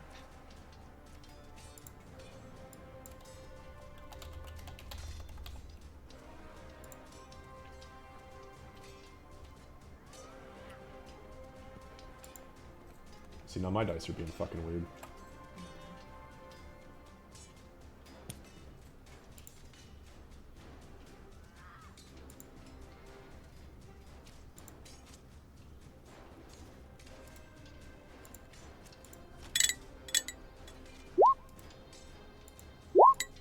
There we go.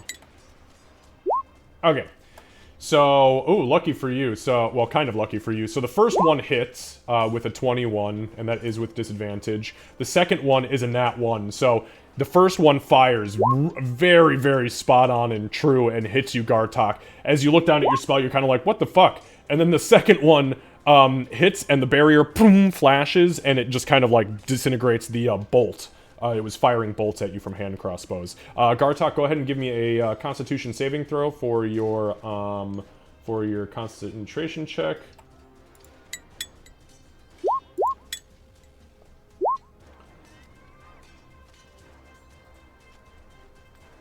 Okay, so you do succeed, and you take a total of 8 points of piercing damage and 4 points of poison damage, so 12 points total.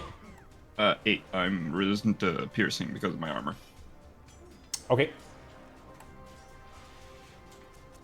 And I need a Constitution saving throw.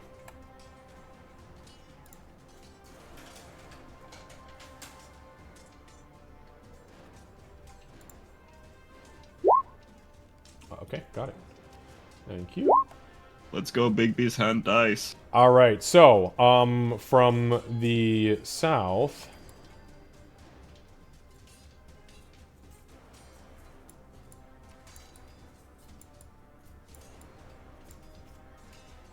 Comes this little fuck.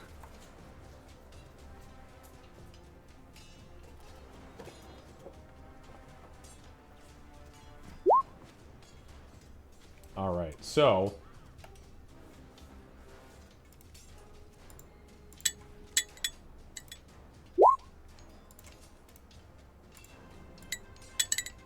So, Winnie, there are 2 shots fired at you from this guy who was firing at you initially, and because you are blind, it had advantage, and both do hit.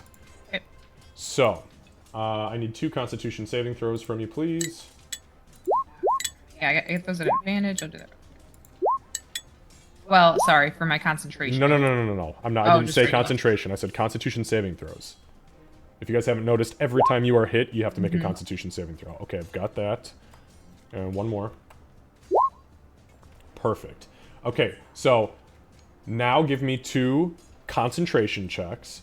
And just give me a second there, though, because I need to. So you're... I'm just looking at the DCs. Okay, both DCs are standard. It's just DC 10. Okay, 19. And one more. 11. Ooh, got awfully fucking close there. So, Winnie, you are hit for and you take all forms of damage normally, correct?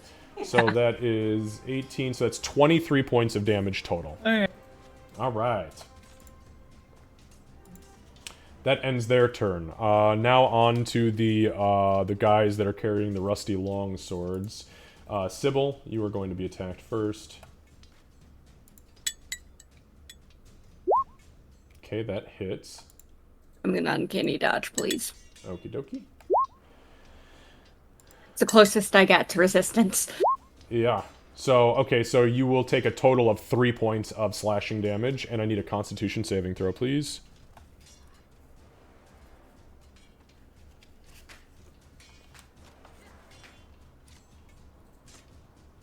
Now it's acting up for me, too. Cool.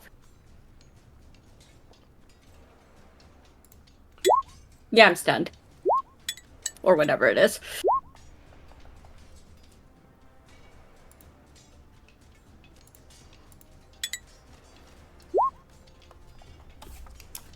All right. I've got that. Thank you. So moving on, it misses you with the second attack. Winnie, the shark up here, is hit twice by the entity in front of it. You do not need to worry about its Constitution saving throw, but it does take a total of 21 points of slashing damage. Okay. All right. Moving on, this guy right here is going to take the advantage while it can and strike at Winnie while she's blind. Okay, that's a hit.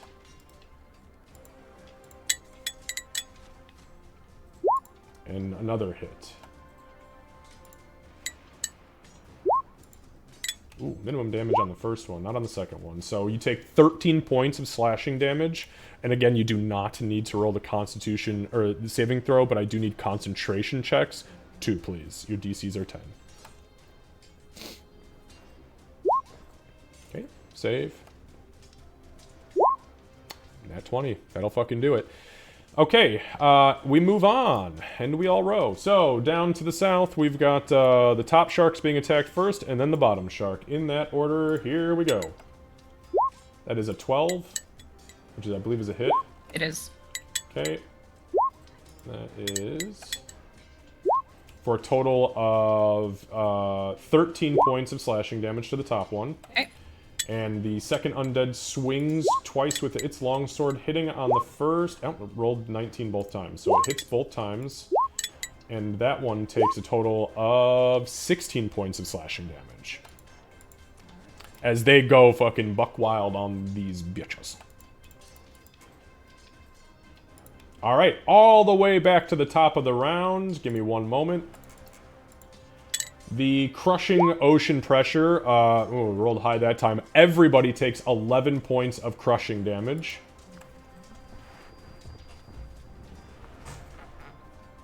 And Bloodmane.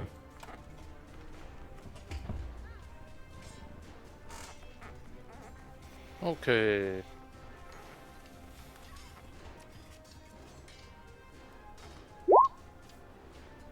Oh, yeah. Mm-hmm. That'll do it. Holy shit.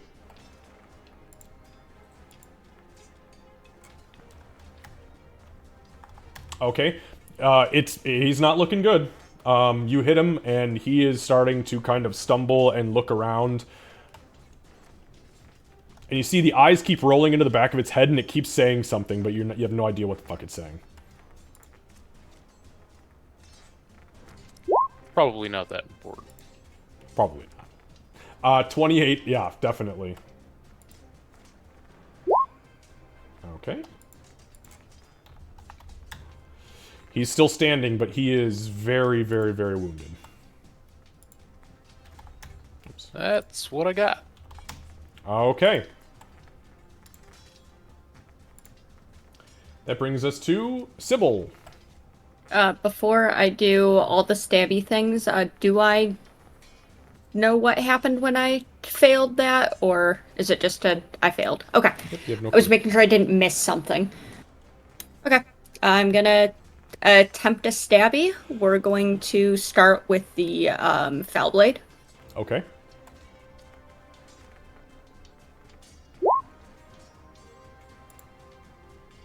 That is, yeah, dirty 20 absolutely hits, for sure. 7 points of magical stabbiness. Okay, it takes all of it. Okay, then we are going to try with the non-magical, very boring short sword for the secondary attack. Okay. Why did you put Misty Step in the chat? Oh, I didn't mean to. 22 absolutely hits. I was checking to see if it said a spot you can see, and it does. So I can... And again, it takes all of the damage. Okay, awesome. Good to know. All right. Yeah, so you stick this thing twice, and it continues to just spill this dirty ichor out of it. Actually, it is bloodied now, so now that you've carved enough out of it, you can see like the writhing larva underneath its skin kind of starting to move now. Like you've disturbed something. This is the wrong kind of leeches. Yeah, no, don't put these... Oh, no, do not... Well, fucking Gartok's over there eating chunks of these things, so... Okay, anything else, Sybil? It's just going to be in the voice that she's not trying to project. It's just, would you just fucking fall down and stay dead already? Pwitty please. Alright. It's more of the, like, she knows she stabbed this thing in its ouch spot multiple times, and it's just barely getting nicked. It's like, son of a, would you just die and stay Yeah. dead? We don't like you at all. Okay. Gartok, you are being assaulted by two of these pummely fist monstrosities. Just bear with me here. Disadvantage. Yeah, I already got it. I got it. 2, 3, 4. Okay, and what is your AC? 17 now? Or is it 18? 18? Okay, got it. So it's 1, 2, 3, 4, 5, 6. Okay. So, as these things begin to just wreak havoc on you, Gartok, it doesn't really take a whole lot of even dodging out of the way. Their fists are hitting the barrier, and you see as they touch, there is a physical sizzle, like you feel heat emanate, and it creates these little spouts of bubbles that rise up from your barrier, and your barrier deflects all 6 blows. And I'm telling you right now, if you wouldn't have had that barrier up, you would have been hit at least 5 of those times. Yeah. So that's awesome. Hey, Winnie. Okay, so I think, God. I'm gonna attempt to cast Cure Wounds on myself. Okay, does Cure Wounds have verbal component? Yeah. Alright, call it high or low and give me percentiles. I'll go low.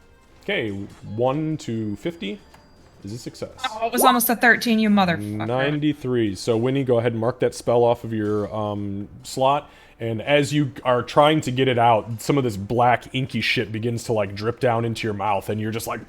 So I have a question for you, because it's usually when I expend a spell slot on a healing spell that the heal goes off from the totem. You But didn't since I cast the spell. since it didn't cast. Okay, I was just wondering because the spell slot got expanded. Okay. Yeah, it was expended because it burst. It did. You Right. did not successfully cast a spell. Doesn't it say specifically when you expend a spell slot to cast? I'm sure it does. I'm Because not you even did, gonna because question. you did not cast.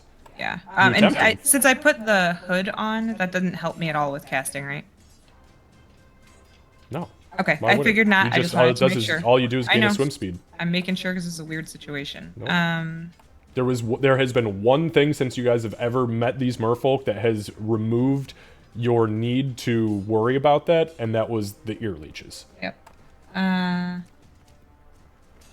Now, it doesn't mean that there's not other options. You guys just didn't do your research before you teleported.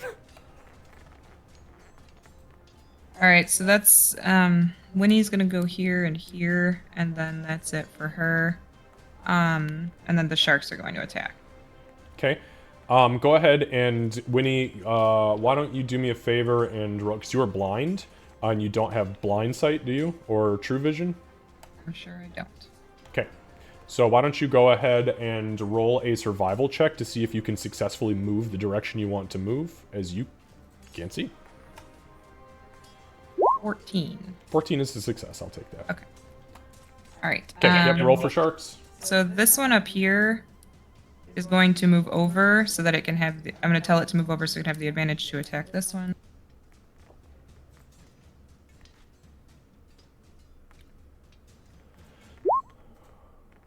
$18 to hit. Give me 1 sec. You know what? No, it's within 5 feet of the creature, so I wouldn't get the that's what I know. advantage. That's So what I was just looking 13. up. I was like, what are you fucking trying to A 13 to hit. I wasn't trying to cheat. I just didn't. 13 does hit. Okay, that's 8 points of piercing. Okay. It And takes then- all of it. This one here is going to try to attack the one to the north. Dirty 20. Okay, dirty 20 hits. 8 points of piercing. And then the one to the north over here is going to attack this one Okay. with advantage because of pack tactics. Mm-hmm. 15 to hit 15 does hit. for 8 points of piercing. Okay. And then this one is going to attack that one as well, the same. Okay. Yeah, that one is looking very poorly. Dirty 20 to hit. Yep, and for Only 4. 4, yeah. Okay, it's still up, but it is barely fucking hanging on. Actually, all your sharks have, even though they've taken a lot of damage, they are fucking holding their own, and they are shredding some of these guys pretty effectively, so. And that is it for my turn. Okay, as you end your turn, your blindness fades. Hooray! Okay, that puts me up at the top with the guy in front of Bloodmane with the tentacle arm. Give me 1 moment.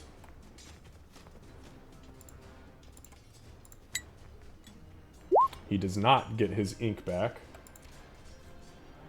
So instead, he is just gonna do some work. Alright, so he's gonna swing at Bloodmane with his greatsword. And as he comes down at Bloodmane, that is a... what is your AC? That is a hit. Just fucking barely, but he hits. Okay, so we're going to start off with this. That is, holy shit, max damage on the greatsword. So that's 15 points of slashing damage. I'm going to do this all together, Kurt, because you're resistant against all of this, so bear with me. Because there's going to be cold damage as well. And give me 1 sec.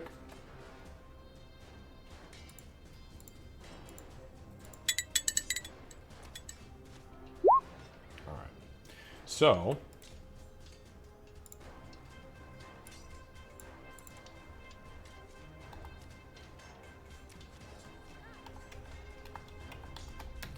that is a total of 45 points of damage between normal slashing and cold, which is amazing because you are resistant to both of those, meaning that you take 22 points of damage. But he does hit you a lot. Okay, and go ahead and give me a Constitution saving throw, please, Kurt. And then the tentacle, as he rears back with the tentacle, he's going to lash that out and attempt to strike Winnie. Okay, Bloodmane, I've noted that. Thank you. He's going to try to strike Winnie with the tenty. Ooh, not great. I rolled a 9. Total. I actually rolled a 2. And that is going to end his turn. Gartok. Okie dokie. I am going to... Screw it, why not? Bonus action, Fighting Spirit. Give myself 5 temporary HP and advantage on weapon attack rolls. Okay.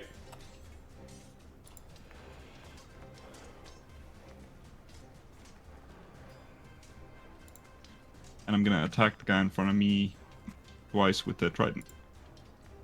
All right.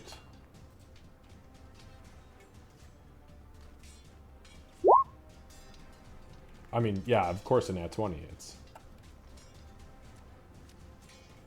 And I'm two-handing it, so it's 2d8 plus 2. Crits is you max the damage and then roll again, right? I'm sorry, you said 2d8 plus what? Yeah. Plus 2 is my Yeah. strength. Yep. But you just don't add the strength twice. Actually, if you right click on your damage, you can just do crit damage and it will automatically do it for you. Like in your character sheet.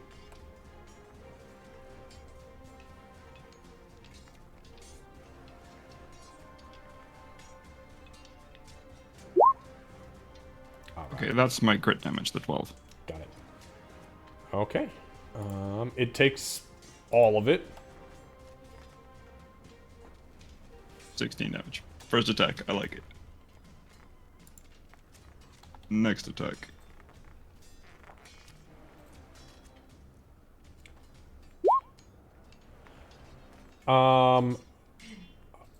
Okay, no, hold on. You said 16 damage? That's not right. Because you don't deal 3d8 damage. You already dealt the 1d8 up at the top. You were dealing 2d8 plus, I believe, a d6 for your Slayer's Prey, right? And the d6 rolled a 1. So you're actually doing 13. Okay. So I just saw the 4 total and then added to the 12. Right, no. And just for future reference, nobody do that in the future again, please. Just right-click on your damage, roll it as crit damage, and let it auto-calculate, because trying to read the math inside of all of this is just going to waste time. Okay. 25 absolutely hits. Yep, you pull that back out and stick him again. And he is not looking good. That's 7 damage. And he takes 100% of that damage as well. All right. That's it for me. Okay. So that's going to bring us to Ulrich. I'm going to try to Sacred Flame that guy again. Does it have a verbal component? As I said before, everything does. So. Okay. Well, you said your spells, but cantrips aren't spells, technically, according to the game rules. So, but if it does have a verbal component, that's great. Go ahead and call it high or low and roll. I'm going to go with high again. Okay, 51 to 100. Jesus.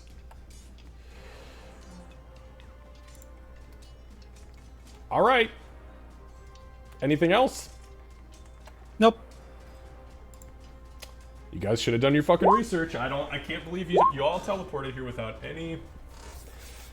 I can't help y'all. All right. So, Gartok.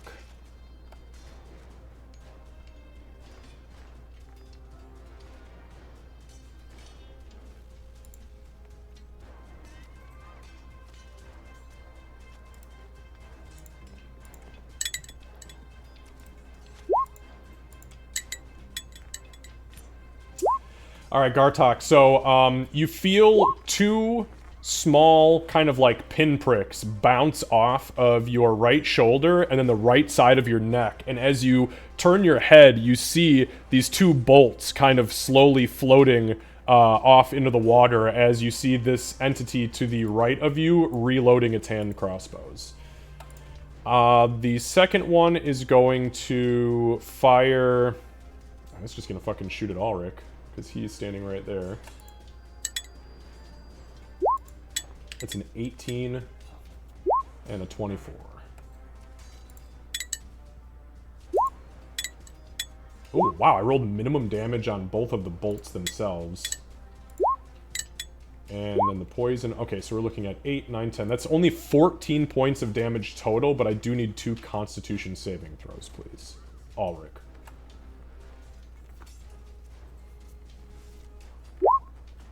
Okay. Holy shit. You have really high con. Oh, you're a fucking sorcerer, that's why. Okay. I was like, no, I don't. I have a very low con, but a very good save. Yeah, your save is great. You just refuse to fucking die. It's years and years and years of resurrections. Okay, yep, you're fine there. You just take the 12, 13, 14 points of damage, and then you're good. That ends its turn. Now the entities that are fighting with the long sword. Sybil, we're going to start up with you because it is easier. That is a miss. And a hit. Uncanny dodge. Okay, so that is 11 reduced to 5 points of slashing damage. The one next to it is going to take a step. Sorry, I assumed I needed to roll on that. Yeah, you're actually good at this point. So That's scary. Yeah, the one next to it is going to step over, and it's going to swing at the shark first, since the shark is on its way out. And it is going to hit it, and its minimum damage is 4, Candace, so that shark goes poof. So as it slices in, it just kind of in a burst of sparks. It then turns its attention on Sybil and swings with its second attack. And that... Oh, that's a hit.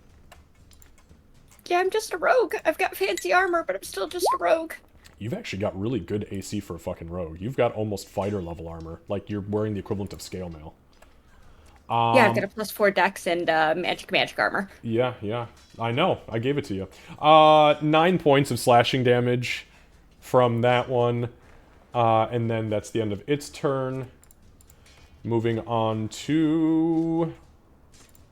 This one is going to turn its attention to Winnie, since she walked past him, and it's going to swing at you twice, Winnie. Not with advantage this time. Oh, man! God damn it. It was a 17. The die went up, spun a couple of times, and landed on a 10. So that's 15. That's a miss. Thank goodness. Barely missed, but it's... Second attack. Yeah, it's a fucking 9. Okay. The 2 down to the south. The first one's going to attack the shark in front of it, and the one below it in front of it. All the it hit. Here we go. That's a miss. And a hit for the first one. At minimum damage, that's 4 points of slashing to the top one, Candace. And the second one that's a miss with a 9, and that is a hit with a dirty 20. So the one at the bottom takes 6 points of slashing damage. Okie Alright, all the way back to the top. The crushing pressure of the depths begins to push down on you guys again for 10 points of crushing damage. I need a Constitution saving throw from Winnie and Gartok for concentration.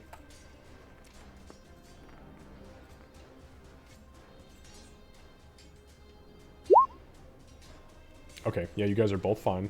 But everybody does take 10 points of damage, and Bloodmane, it is your turn.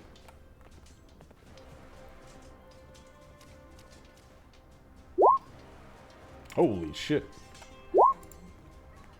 Alright.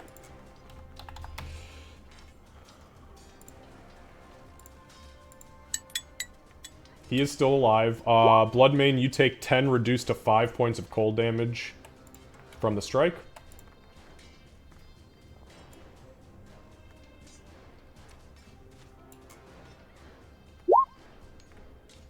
And an 18 does hit. Oof. He is still kicking, but he is so on his last fucking thread that I don't even know what to do. You take an additional 9 reduced to 4 points of cold damage from that strike.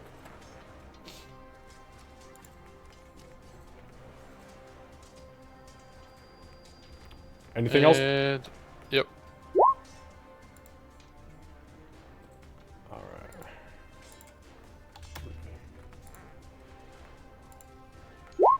Yep, that's it for me. Okay. That brings us to Sybil. Well, this is gonna be super great. So stabby attempt number 1 is gonna be at the one in front of me, directly in front of me, the one I've been attacking with the short sword. Okay. Oh yeah, that definitely fucking hits. Wow, that was fantastic damage. Yep. All right, it's not looking good. It's definitely past bloodied at this point. Way past bloodied. Yep. The second attack is going to be on the other one with the foul blade. Okay. 17 is also a hit.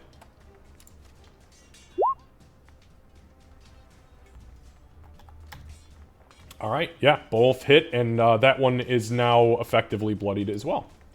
Okay. And then I'm going to move a little bit since I swung at them so they can't do the attack swap. And I just want to make them have to come to me a little bit. So I'm going to just go here and put my back to a building. Actually, sorry, I was here. We're going to go sideways. We're going to go here. So hopefully this one doesn't realize I'm right there. All right. Still looking directly at them. But feel a little safer with the building behind me. Trust me, I get that. I get that. All right. Let's see. That's gonna bring us to the Merfolk are no more. All right. Next, let's see the Pummelers. The Pummelers. C'est pas mal l'air.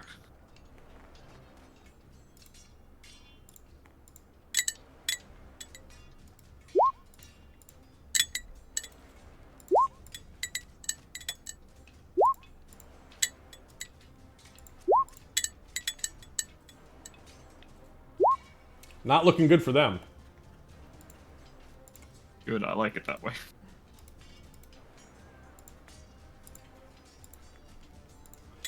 All right, so yeah, those 6 attacks were 8, 8, 9, 15, 11, 10. So they miss you. The one that is engaging the shark is going to swing at it. Oof. Oof.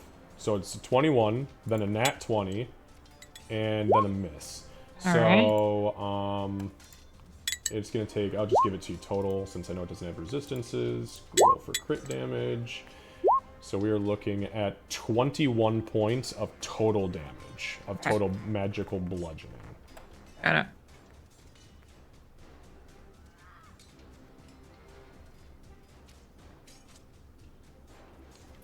Actually, hang on. Did I do that right? I did do that right. Okay, good. Just making sure. All right, yeah, and then that's literally the end of its turn. Winnie. All right. Okay. So I am gonna hopefully. I'm going to attempt to cast control water, which means I'm going to drop concentration on the sharks. What I want to do is part water here.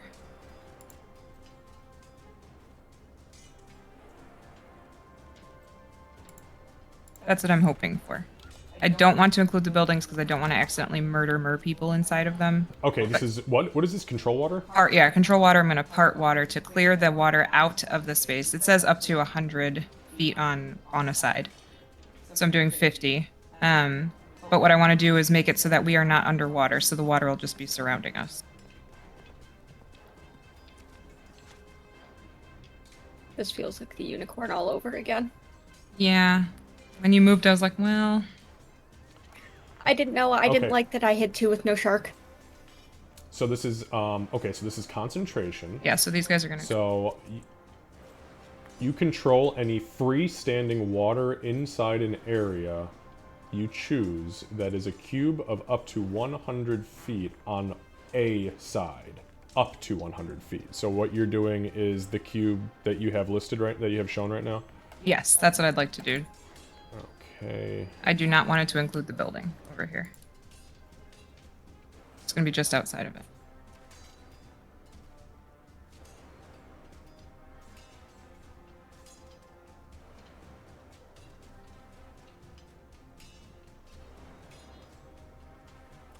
All right. Why don't you go ahead by beginning to roll? Because does it have a verbal component? Yeah. It does. Let me double check, but it does. I can Yeah. confirm. Yeah. Okay, so it does have a verbal component. So go ahead and call high or low and make your roll to see if we even need to continue. Hi. Okay, so 51 to 100. 76. So Winnie begins her incantation, and as she does so, okay, so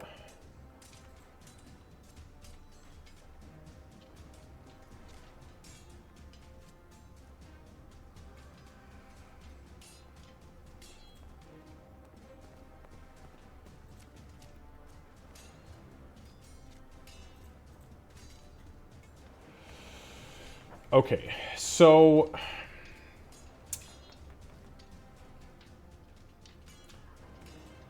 the way this reads is that you cause water in the area to move apart and create a trench. A trench is something that is open on the top, and there is water above you.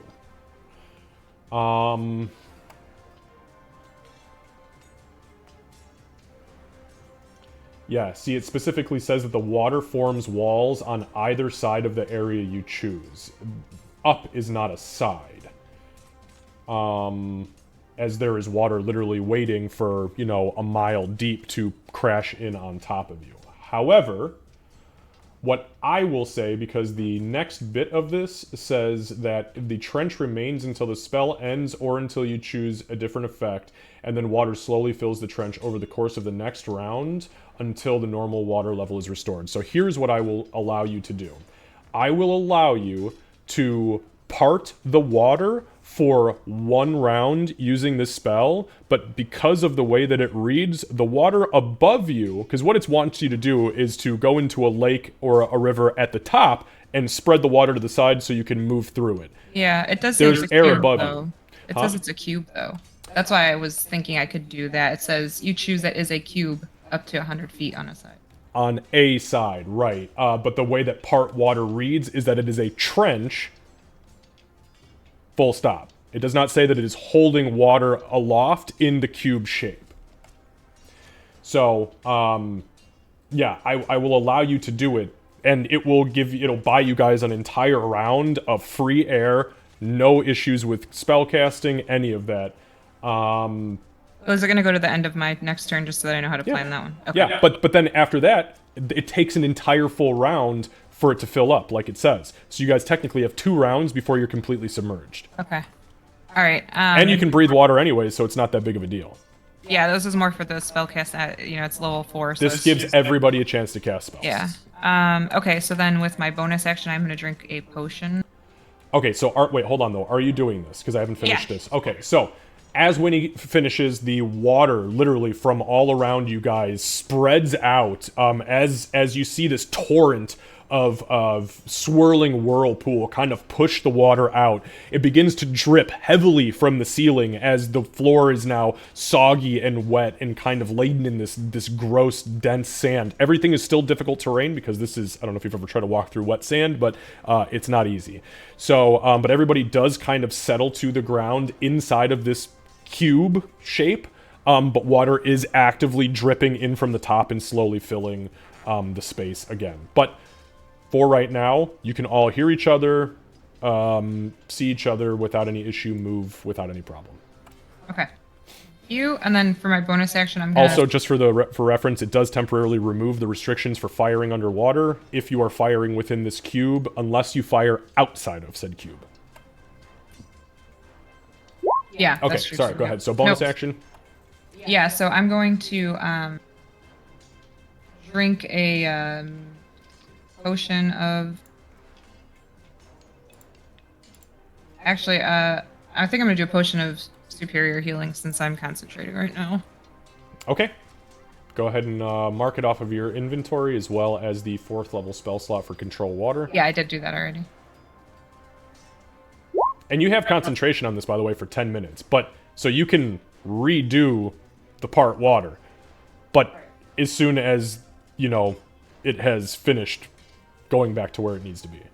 Right. So it's like each 2 rounds you'll have to spend, what is it, your action on that turn to repeat the effect. Right, but I'm not using the 4th level spell slot each time. Correct. Well, unless you drop concentration on it, then Got it. obviously Okay. that's not an issue. Understood. That is kind of how I was hoping that it was going to work. That helps a lot. Thank you. And I think for my environmental, can I pull out Gartok's bow and just hold it out toward him? From the bag of holding? Yeah. No.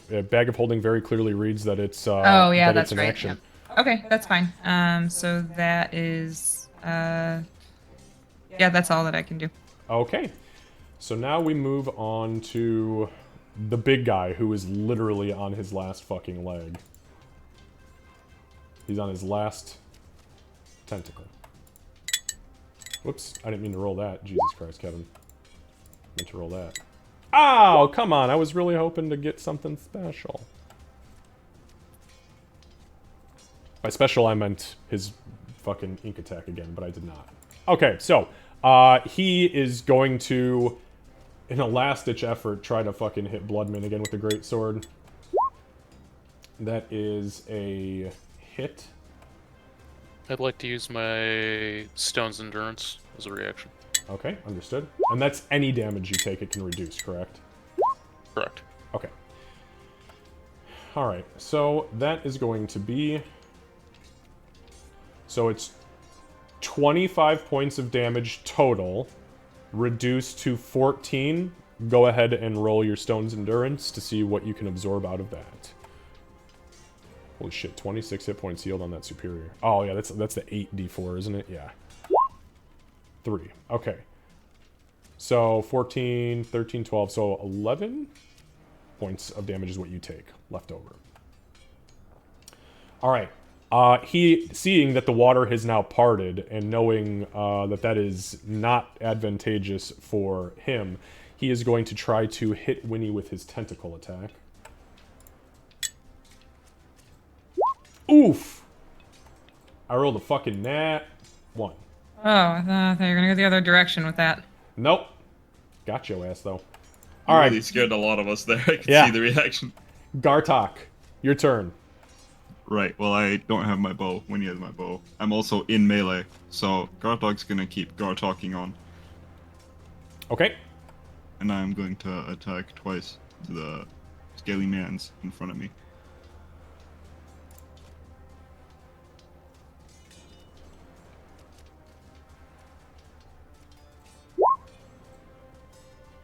Okay, 12. 12 does not hit. Being out of the water suddenly really is unnerving, as these things are moving way faster than they were just a moment ago.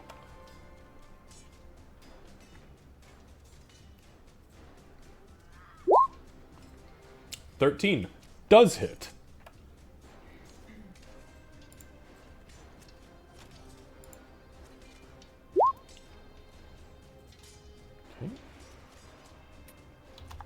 Alright, it takes all of that damage. And is looking not great. And that's it from me. Actually, I am going to action search because the sharks are gone. Okay. I will attack 2 more times. Alright, so Gartok, you send the adrenaline coursing through your body once more. Because action search is not a bonus action, I haven't taken one, I'm going to use fighting spirit before I attack. Okay. So that gives you another 5 temporary hit points? Yes, 5. Okay. And then advantage on both of your attacks.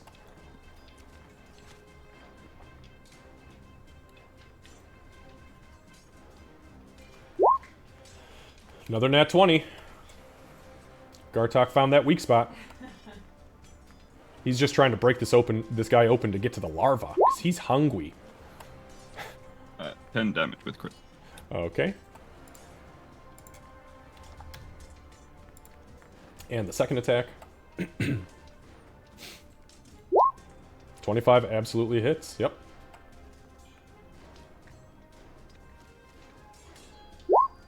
Another 8. All right. Damn, Gartok. And that is actually my turn.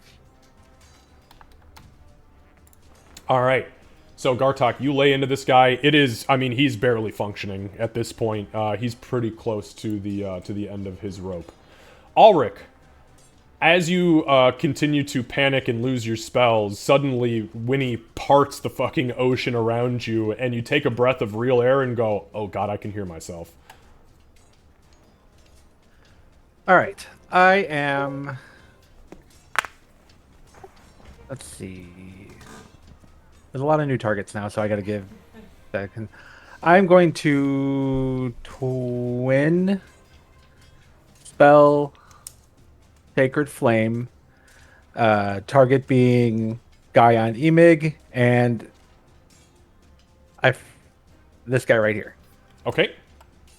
And So so the that's DC 17 deck save. okay. Thank you.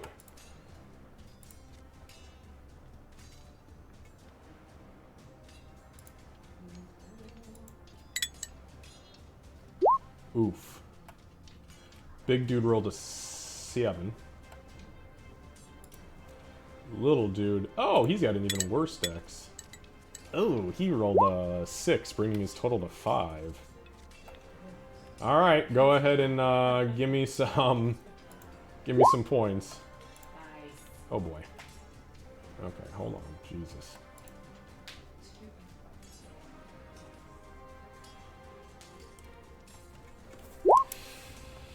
Okay. So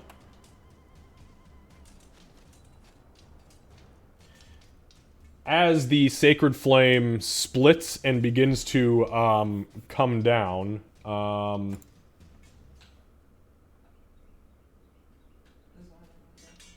what? Sorry, I thought you were looking at me. Liam was going back. No. I have many screens that I have to constantly reference.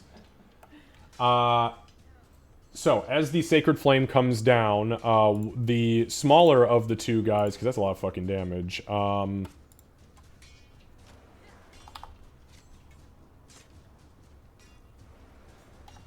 he is wounded horrifically, but hasn't turned to dust quite yet. The guy up top, however, as the flame begins to burn his form, his undead fortitude attempts to take hold, but let's see what he does. So that was 19 damage plus 5 is so his DC is 24. I rolled an 18. So the sacred flame comes down. This thing literally lets go of the greatsword, which kind of begins to drift down in the in the water because he's outside the barrier. Its eyes roll into the back of its head, and then from inside, as the divine light begins to grow, you see its body start to kind of shake and almost tremor, and the eyes explode out of its head. Thank God it's on the outside, because if this was in air, it would probably just spray it all over Bloodmane.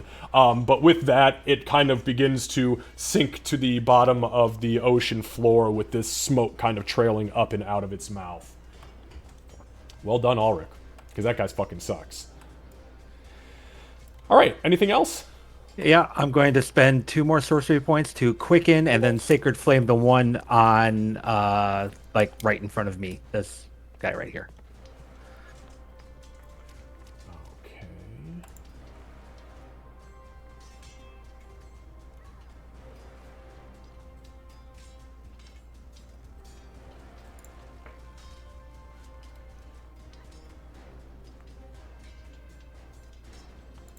Okay, I'm sorry, what was the DC again? 17? Yep, 17. Okay, and which one was it? The one right in front of you said? Or was the... sorry, can you ping... that guy. Okay, gotcha. Sorry, because they're all... The bludgeoner right in front of me. Yep. Alright, so... Whoops. Okay, so that was 17 exactly. Okay. So does he take half or none? No, it's a cantrip, so it's none. None, okay. Alright. So, Ulrich, bring in the fucking holy light down now that he has a moment to actually breathe. Anything else for the follow-up, Ulrich? No, that's pretty much everything.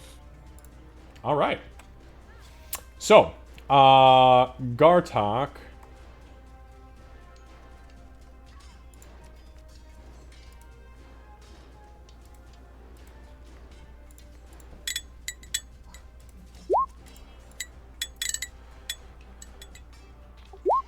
Real quick, I don't know if because you still have. I think you have my AC at 14. I have not cast Mage Armor on myself, just for the record, so it's 11 this one because I just realized I forgot to cast it. Gotcha. Yeah, if you want to change that back, I appreciate that.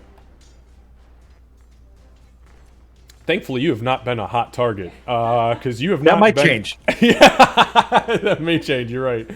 Okay, so, Gartok, from the barrier wall, suddenly comes surprisingly fast. They were moving pretty slow, but they picked up speed once they exited the water. But these two little crossbow bolts, both which hit you in the side of the head, and you feel your armor or your protection spell, boom, boom, and just kind of bounce them off. Ulrich, you are a good target now.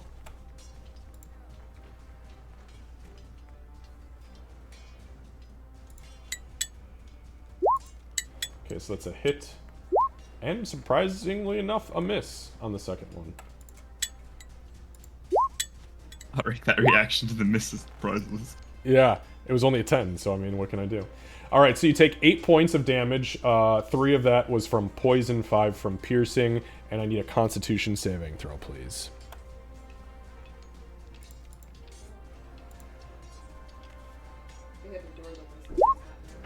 Oh. Okay. You said 8 damage, right? Yes.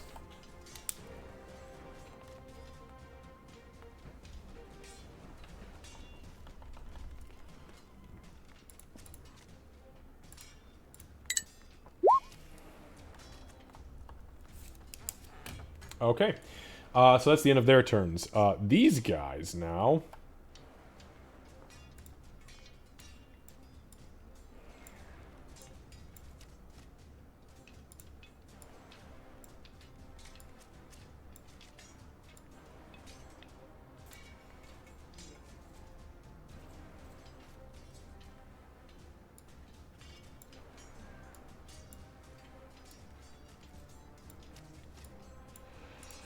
Okay, so these guys all begin to move forward in an attempt to... oh, actually, you know what? Hang on, what the fuck am I doing? That guy didn't move.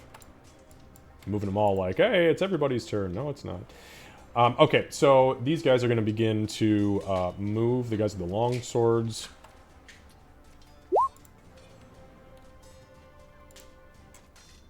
All right, we're going to start with Winnie. Winnie, you're being attacked by 2 of them.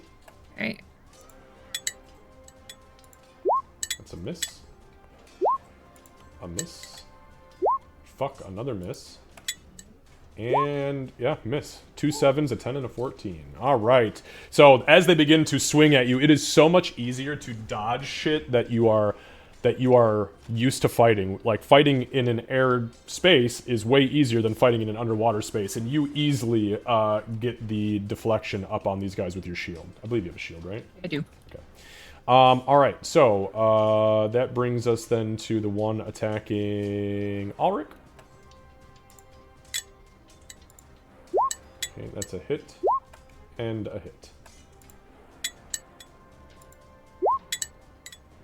Alright, Ulrich, that is a total of 20 points of slashing damage from this dirty ass, nasty, rusted, and barnacle-encrusted longsword. Gartok, from behind you, you are being attacked twice.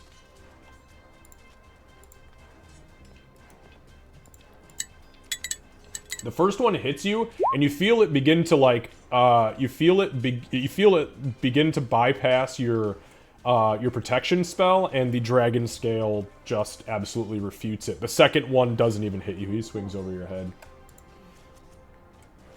All right, Sybil. First one is the first attack. That's a hit. You know the drill. Let's see if I can lessen that. Yep, that's going to take you from 11 to 5 points. And the second one is also a hit. And that is... Can't do anything except take it. Yep, so you're going to take 11 total between the 2 attacks. Alright. All the way back at the top. So... Sybil, you take 5 points of crushing damage from the water. Everybody else is fine. And Bloodmane. Alright. So, how are the guys looking as far as, like, how damaged are they? Your allies or the enemies? The enemies. So the guy who's standing right next to you looks really fucked up.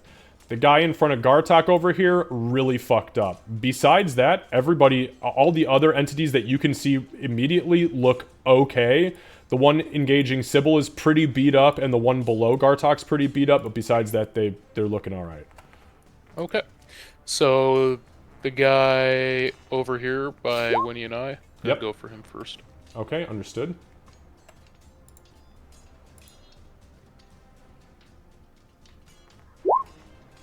$18 absolutely hits. Okay, as you slice down at it with the Vorpal Greatsword, you sense its undead fortitude attempting to take hold to keep it alive. And that was 14, so DC's 19. And as you cut through it, you hear this screech as larva begins to spill out of its innards and onto the sea floor. These nasty, I mean, literally, they're like fist-sized leeches begin to desperately bury themselves into the sand as the creature loses itself. You can now move 15 feet, or 20 feet if your speed's 40. Now I don't remember what it is. All right. I will use the Great Weapon Master extra attack on the damaged guy here in between Understood. us. Okay, 23 absolutely hits. Alright, that is for 19. Again, as you slice down at this guy who's wounded, you see its form attempting to keep itself together. It's a DC 24. And again, as you cut through it, the larva, as you split it pretty much in two, you see the larva begin to spill out of it and desperately try to get themselves buried into the sand. Alright, and then you have your actual second attack. Yep. Use it on this clown in front of me-ish. Understood. Oh, that's a nat 20! Alright. So Does it give me have one a second. head? Of course it has a head. Come on. Give me 1 sec here. I want to get some dome, bro. I mean, if that's what you want from these things, Gartok's eating them. You might as well.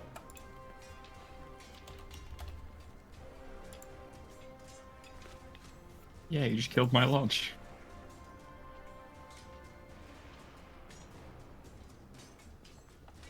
Okay. So, because it's an undead creature, it can survive without its head. So go ahead and roll 6d8 damage for me on top of your critical weapon damage.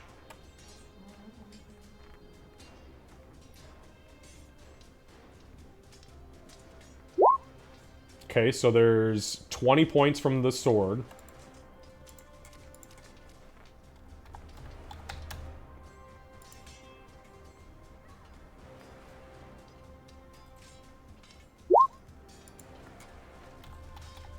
Okay. So you bring it from having taken 1 point of damage to so far under its bloodied state that it shouldn't be alive, but it is an undead creature and it can survive without its head. However, as you swing that bitch around, you hit it at the shoulders. It bounces up and off the shoulder blade of this thing and literally severs its head completely from its body. It kind of starts to wildly swing as it now can't really see what's going on, but it is still alive and moving. Okay.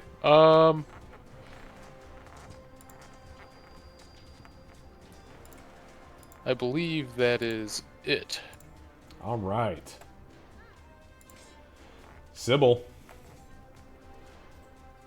Yep. So we are going to we're gonna do a stab with the short sword. Mm-hmm. Would help if I was on the right tab in my sheet.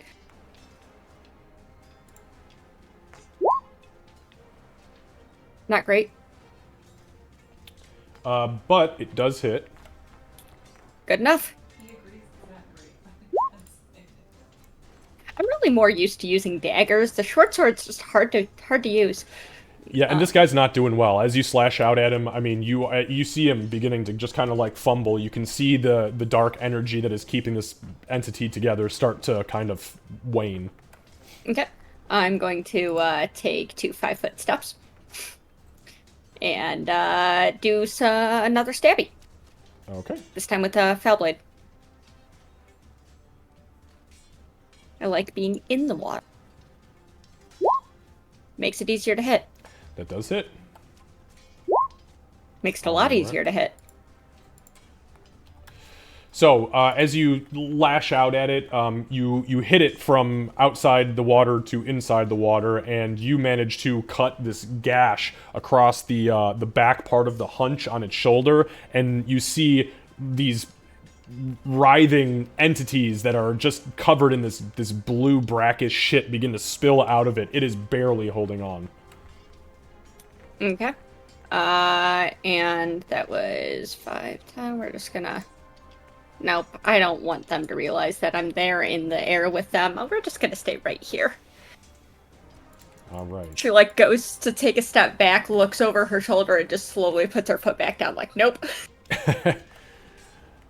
All right. So the Fisticuff friends, that's their supergroup name. Oh, I hate that. The ones that are still here. This one spins on its heel and begins to blindly swing at Bloodmane, but it doesn't have a head now, so it can't see. It can still live, but it is making these attacks at disadvantage.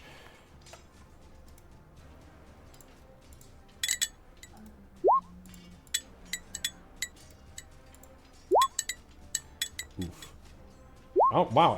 One of them did hit. The first 2 strikes are pretty laughable, as it's like a drunk Irishman from back in the 20s doing the build up.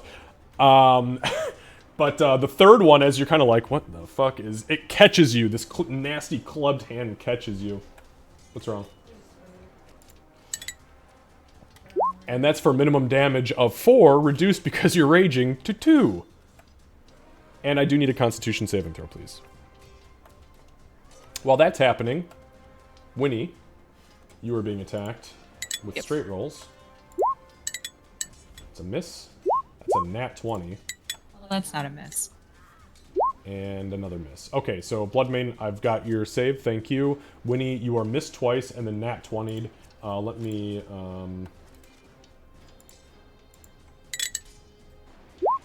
Oh, God, I rolled minimum 10 points of bludgeoning damage. Give me a concentration check.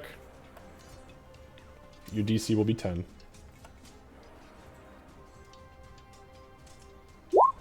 Okay, you're good there, and then give me a Constitution saving throw. Like an actual saving throw. Like the uh-oh.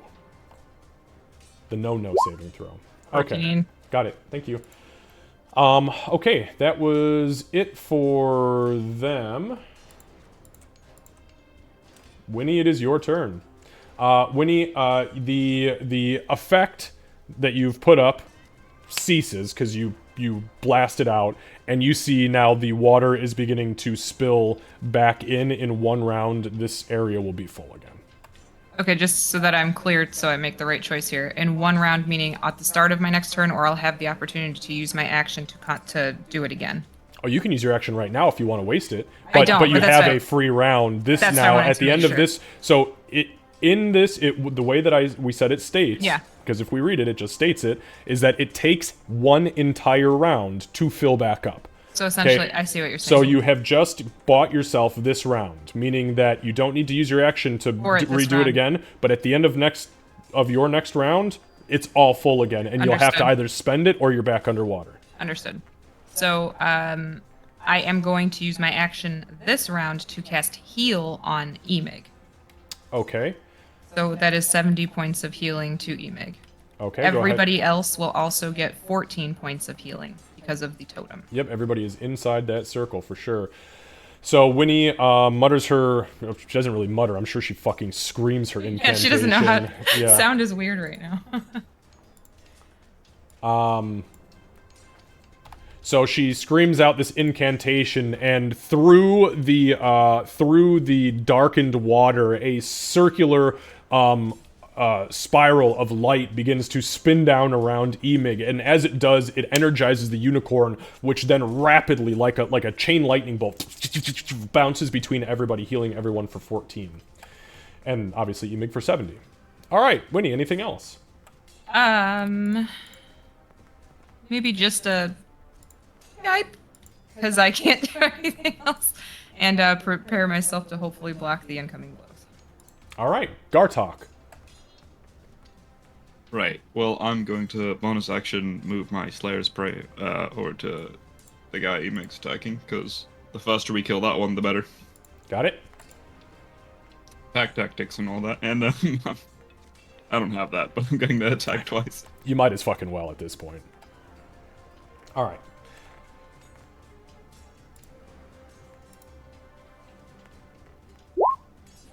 $17 does hit.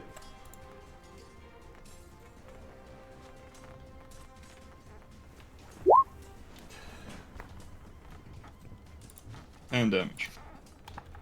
Okay, it is still standing, but not by a whole lot. I'd also point out on my new dice, I have no idea what the numbers are, so I get just as much surprise when they roll when you get... Oh, really? Yeah, they're like these magic runes and stuff, and I just can't read them. Fair enough.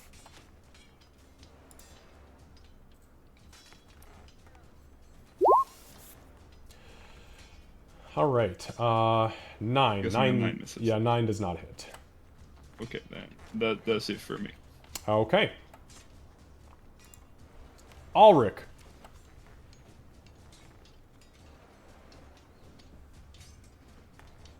Okay. Ulrich, what are your hit points? Because I know you have more than 14, because you're not at 0. They are at 14. You were at 0 before? No, he wrote 14 instead of adding 14. What were you at before? I should be at 14, which is what I'm at. But you were just got healed. We just said everybody got healed for 14. So you were at 0 before? You were unconscious? No, I thought. Sorry. Yeah, you should be at 20. I was not understanding what you were saying. My apologies. I did not. I updated it on my sheet, just not on this one. I was looking at my sheet, not the board. My bad. Gotcha. Yeah, unfortunately, I don't have time to have everybody's sheet up and constantly bounce through it, which is why, No, you know... that's perfectly... Like I said, I just didn't update the one. Okay, so Ulrich, it is your turn. Yeah, we're gonna try and do the same thing again. So let's go ahead and twin spell another Sacred Flame to the douchebag that's up in my face, and the one that's right up in Winnie's face. So this that one. Understood. Got it. Okay, let me go ahead and make a roll here. These were dex saves, yeah? Okay. Correct. Okay, so the one in Winnie's face absolutely failed, and the one in your face failed even worse. Oh boy. It's not great. Ooh, that was not great. Jesus, I know what you can roll with that. It's a 3-2-1 is what I rolled. It's better than a 0.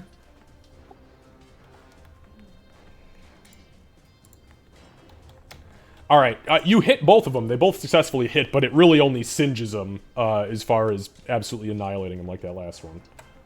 And then I'm going to spend 2 more sorcery points to quicken Mage Armor and cast it on myself. All right, so you focus on your inner sorcery magic, and you conjure the ever familiar Mage Armor, bringing you back to a 14 AC. It's flashy too. Then I'm done. All right, let's go ahead and go to... Aha. Okay, so...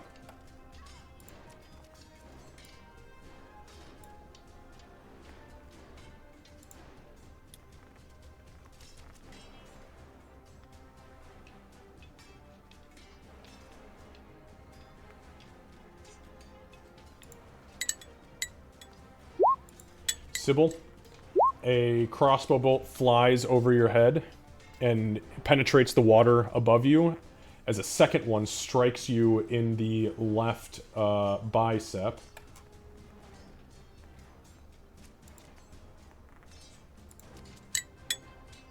It's an immediate gritting of the teeth. Yep. So that's 6 points of piercing damage and 4 points of poison damage for a total of 10 points. I do not take the poison damage. Okay, you're immune to poison? Yes, completely. The poison effect or poison damage? Or Both. Okay, beautiful. All right, so you So take 6 then? 6 points, and then Gartok. Give me 1 sec here.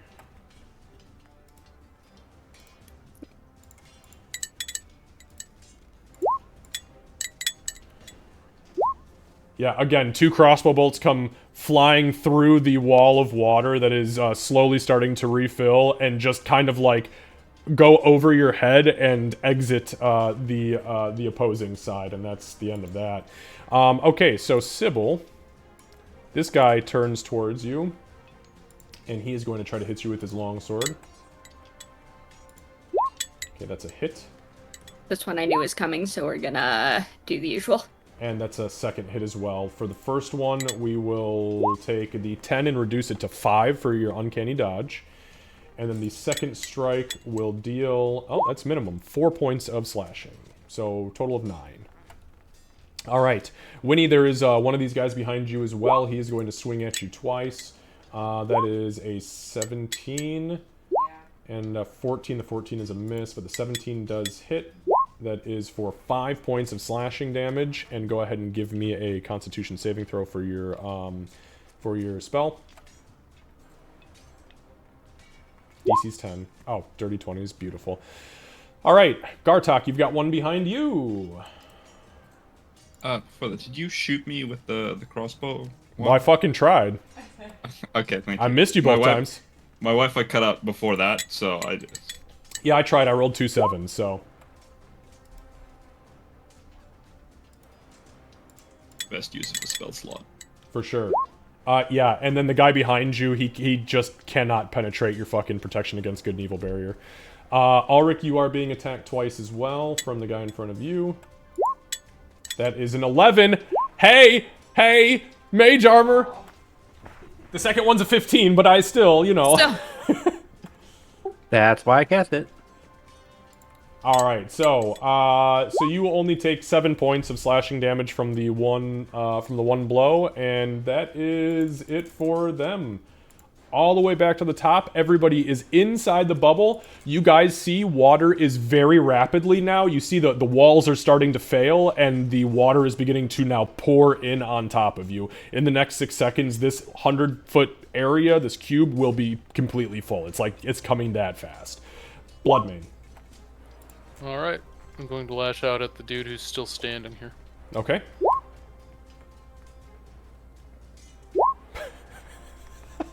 The fucking roof is leaking. Yeah, 31, that'll do it.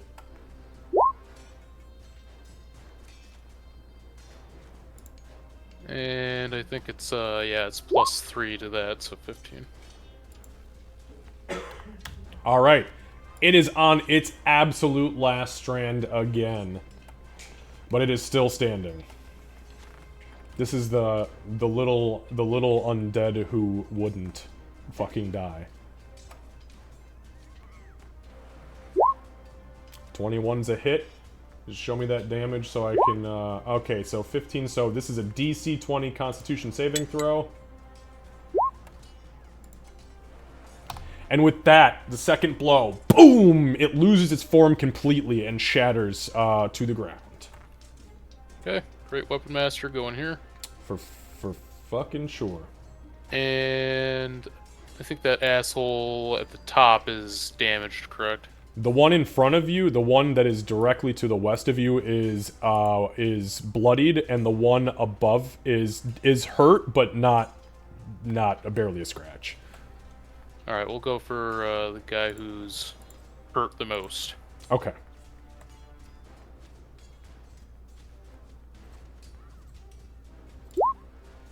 Yeah, that'll... Yep. 12.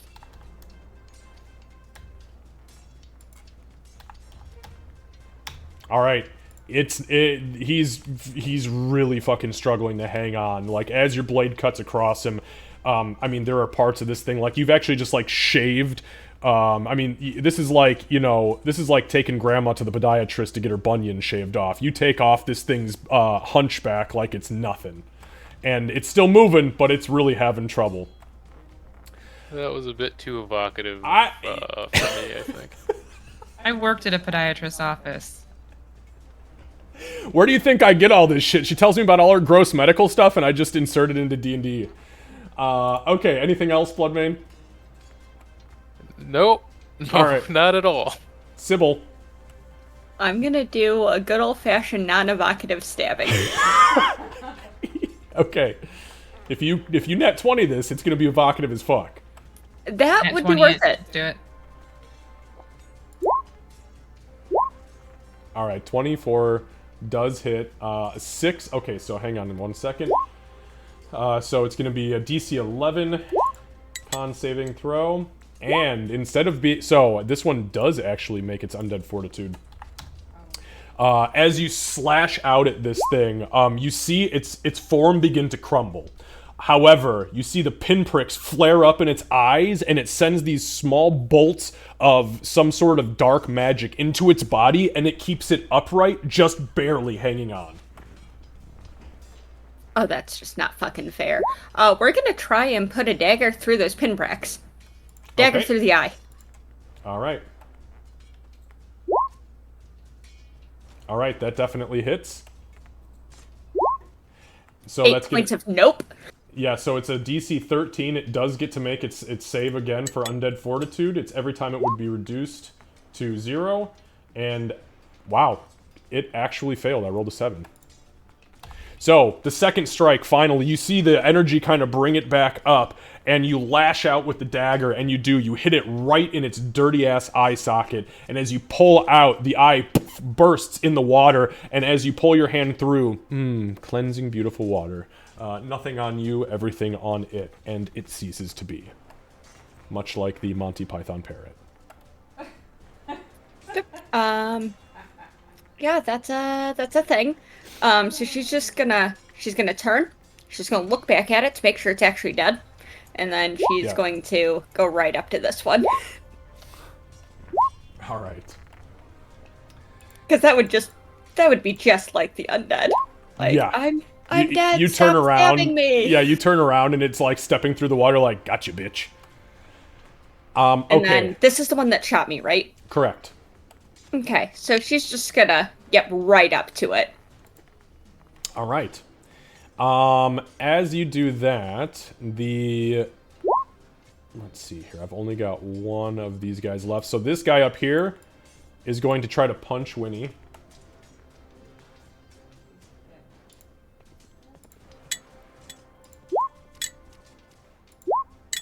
Oof. 14, nat 1, nat 20. All right. Well, I'll take the 14 on that one first. All right, so it deals a total of 13 points of bludgeoning damage to you, and the damage, or I mean, your DC is 10 because it's either half or 10, whatever is higher. Constitution saving throw with advantage because of your Warcaster ability. I'm fine. Woo. Yeah, That 17 scared me for a again. sec. Yeah, it scared me for a sec too. That'd be pretty. This would not be the spot where you would want all that water of 1,000 feet of ocean to be spilling on top of you. Surprise, bitches. Oh no, you would be cheese fries, bitches. That'd be done. Well, Winnie. you've killed the undead. So, to be clear, I am going to use my action for the trench again. Okay, so Winnie, as you guys see the water beginning to spill in, Winnie's eyes kind of light back up. Her hair now kind of tussles in this non-existent breeze. And as her hands come out, the water recedes again from the ocean floor back in, kind of patching the ceiling and the walls, and you've bought yourself an additional 2 turns. And then, since that was not a spell, for my bonus action, I am going to healing word myself, and everybody will get 14 points of healing. Okay. With that, she whispers an incantation to herself, which heals for... Sorry, 1 second. I was because the totem has a timer. I just changed it. 1 second. Mm-hmm. So for me, I get 21. Everybody else gets 14. Yep. And as the unicorn spear.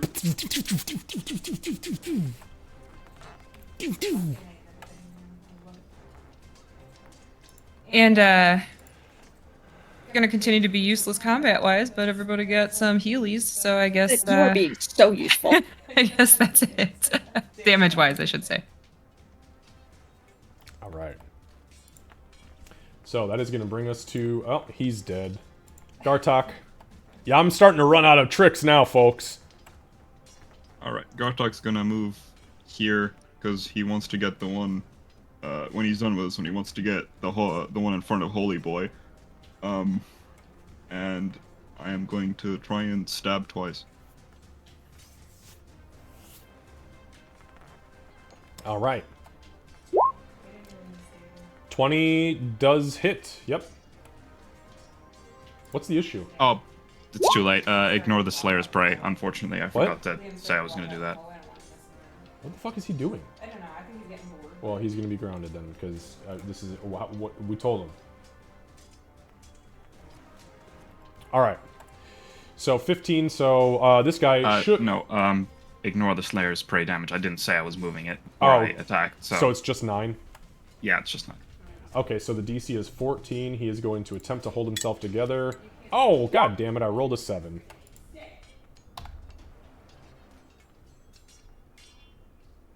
Alright.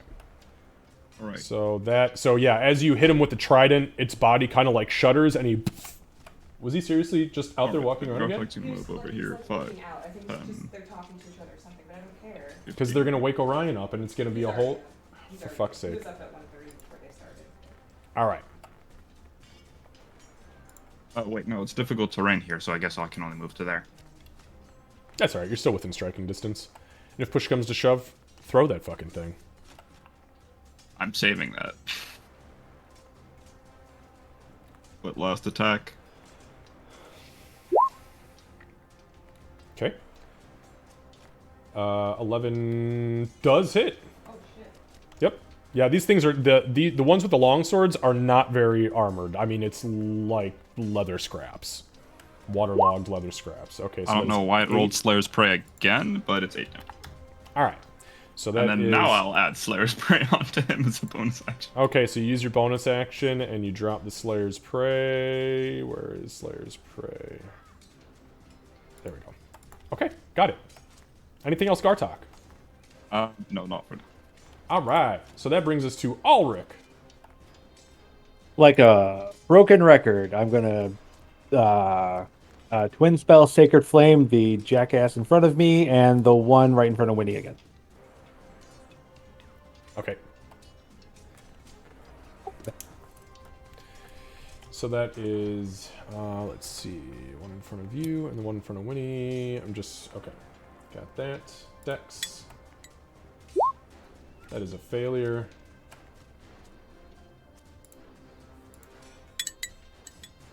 Nope, they both failed.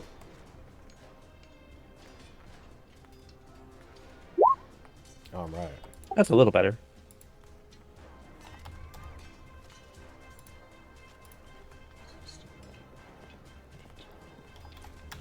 Okay, so they both take the damage. The one in front of you, Ulrich, it's really not looking good. The one up by Winnie, it still looks fine. It's pretty damn near unscathed at this point still, especially compared to the guys who are just barely holding on. So, all right. Anything else? And as a bonus action, I'm going to cast a 4th level spiritual weapon right behind the one in front of me. All right. And what flavor of weapon would you like?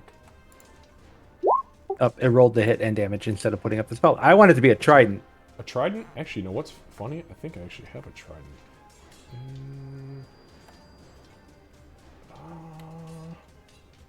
Fuck, I thought I had a trident. Well, I'll give you a spear. Spears look cool. That worked. Sorry. It's like a trident, just a dent. It's just instead of one. a tripart. It's a chopstick instead of a fork. Oh! They're never that big. Okay. Trident. Oh, sorry. Where are you putting it? The one behind me, behind the one I'm fighting. I want him dead as fast as possible. Got it. Okay, and then it does get its attack. Its attack was a 26. That absolutely hits, and 19 force damage. Okay, it is literally on its last point of existence. Like, literally. You guys have actually done that 3 times now where you've dropped him to 1 fucking hit point. But as the spiritual weapon boom, spins up, cracks this thing, just explodes dirty, brackish barnacles all over the front of Ulrich. It's pretty nasty. And it's just it's like starting to shudder and quiver. It's like one of its eyes is just spinning around in its head like there's a fucking hamster on a wheel in it. Alright. Anything else, Ulrich?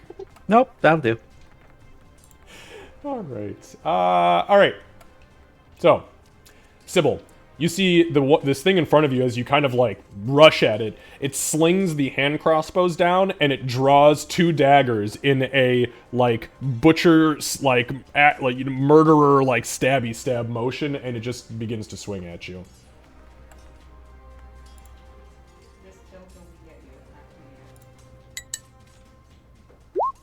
Okay, that's a miss and a hit. Uncanny dodge. Alright, so that is 2 points of piercing damage. As it slices across you, you do feel something inject into your veins, but your periaptive poison protection, or whatever the fuck it is, protect you against that. And then we will go on to this one.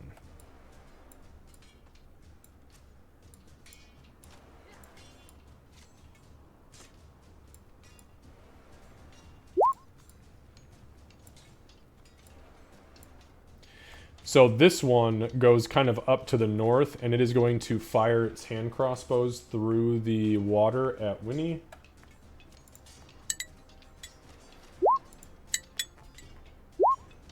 $12 and a 7, both miss. Alright, the ones with the blades. The one with the blade up near Winnie is going to try to attack her. 2 attacks with the longsword. That's a 9 and an 18. 18 hits. 18 hits. So, a minimum damage. You take 4 points of slashing damage. Go ahead and make a Constitution saving throw with advantage for your concentration check. DC 10. 13. Close, but no cigar. You are good to go. Alright, the blade that is barely holding on in front of Ulrich is going to lash out at him violently. It's a 10 and a dirty 20. Oof, max damage on that one. So that's 11 points of slashing damage from the one blade that actually hits you.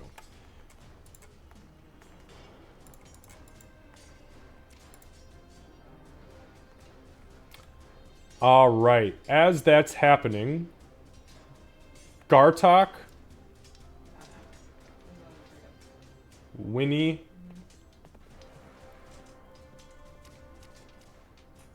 and Ulrich make perception checks.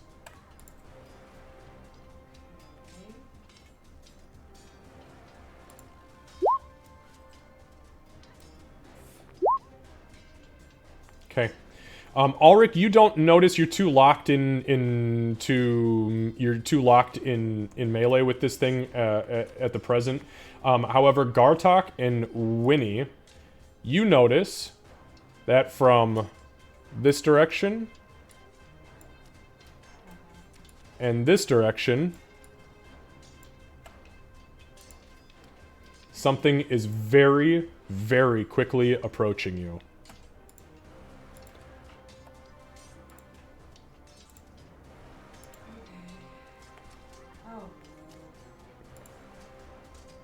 There appear to be multiple figures swimming at you. Alright, that brings us back to the top. Bloodmane, everybody is out of the water, so there's no issue there. Bloodmane, it's your turn. Alright, I'm gonna go for the guy who is hurt the most. Okay.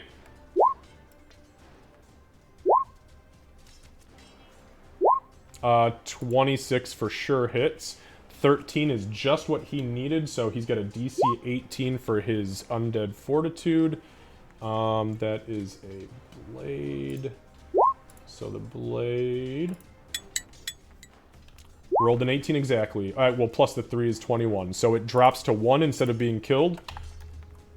But you hit it. Again, you guys see, as it gets hit, you know damn well that should have cut it in two. It should have been done. But this little zip of dark red and black magical energy kind of tears through its body and holds it together just for a little bit longer. Go ahead and make your second attack. If you so choose. Yep, 21 hits. 13. Alright, so DC 18. Only got lucky once. Rolled a 10. Alright, so you hit it this time, and the magic kind of...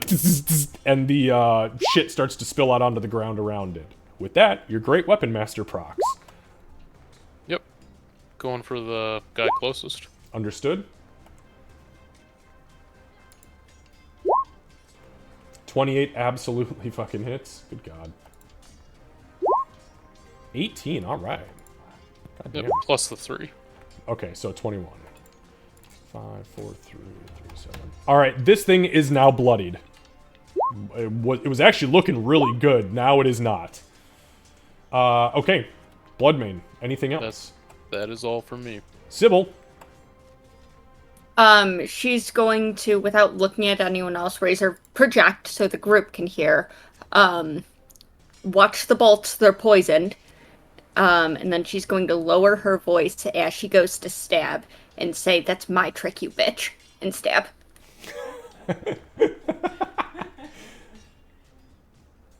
Because, yeah. I'm assuming this one's also immune to sneak attack. Yes. Okay. Alright, 19 does hit. I have rolled so many ones with this short sword. I really just need to go back to the twin daggers. But that's fine. Alright, it takes all the damage. This thing, it was actually unscathed. The one up here is also unscathed. But this one is now not unscathed. Yep. I'm gonna stab it in the unscathed. Okay. I am not. I don't think an 11. No, an 11 does not hit this one. She's a little bit more suited than the others. Okay. And she's just going to... I'm gonna go here and put, again, back to the building a little bit. Okay. And I did not see the sharks, correct? That is correct. Okay. That's probably good for my mental health. Yeah, I'd agree. Especially you. Alright. So I don't have any mental health issues at Not all. anymore. Alright, so, the one next to Winnie, which is now really fucked up after that onslaught, is going to, again, desperately attempt to punch the shit out of you. I haven't even touched you. Hit the guy that hit you. Yeah, but it knows that you're concentrating on magic that is not good for what it is here to do, which is end you. So that is a 21. Yeah, that A 21 and a 10. So 2 hits. Go ahead and give me 2 Constitution saving throws. Both obviously with advantage. Both DC 10. That's a success. And almost wasn't a success. Okay, hold on. And the second one.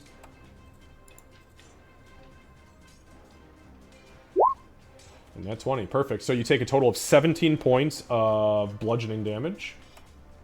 And that is the end of those turns. Winnie, it is your turn now. Yeah, let me update my ticker. You guys, we're at 158, so we're going to go just to the top of this next round, which will be round 8, and then we will call it. So, Gartok and Ulrich, you're the last 2 to act in this round, so just make sure that you know what you're going to do.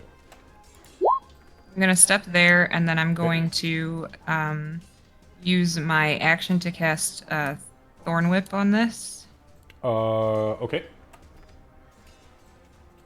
Try to bring him to you, Bloodmane.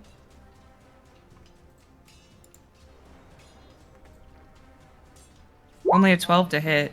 12 hits. Okay, so it's gonna be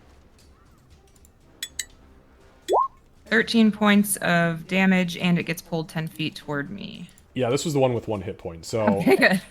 as soon as the thorn whip hits it, it wraps around, and as you yank back, it literally just splits it in two, and it just collapses into 2 fucking pieces. It also rolled only an 11 for its save. So Excellent. it just... And then with my bonus action, I'm going to cast Healing Word on Ulrich, and everybody will get healed for 14 points. Ulrich will get healed for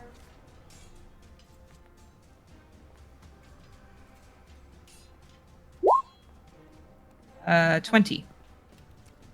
All right. 20. Beautiful. So, anything else, Winnie? I used all of my action economy. All right. Gartok. All right. In that case, Gartok's gonna move on, because the one in front of him just died. I love how nobody He's said a gonna- word about the sharks. 15, that's not enough. Bonus action. Slayer's Prey on that one in front of Okay. Sybil. And he's gonna move 5, 10, 15 because difficult terrain, and I'm going to throw it. Throw Okay. my javelin. Yep. Go ahead and throw it. Make sure that you use strength and not dexterity as your modifier. It should automatically do that, but just in case. Yes, tridents are default by strength, so. Good.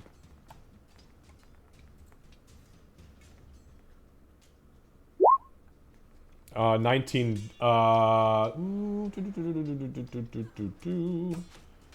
Give me a second here. Where the fuck did it go? Oh, there it is. Yep, okay, 19 hits, sorry. Go ahead.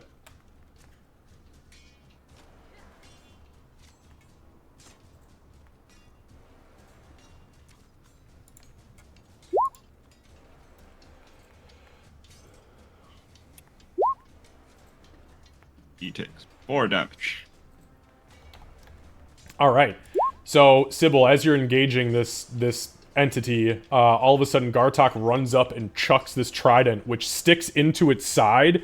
It kind of looks down as the end of the trident, instead of staying out with the buoyancy of the water, begins to like dip down, and it's like kind of having trouble staying upright completely with the weight in it. Still looks okay, but... And then Gartok will just kind of point up to this rock over here, and then one more to the side over here. Whether that's correct or not, I cannot remember. So neither does Gartok. And then he'll go, more. And that's about it. Thank goodness. I have a clarifying mechanics question. You Sure. said that it only took 4. Wouldn't the Slayer's Prey have worked on that because it's a weapon attack? Yeah, I said 4. It actually took 8. Okay. I would like this thing to die quickly Me too. before the sharks come. Yeah, I'd oh, like they're my trident coming. back. They're coming. I hope they can't Just swim go in air. go pull your fucking trident out. It's literally hanging out of the Yeah, thing. that's Just yank the it. plan. Or just push it in further. Yeah, or do that. Yeah, run it into the fucking house. Stick it to the side of the house. All right, I should stop giving you ideas. Ulrich! New lawn decoration.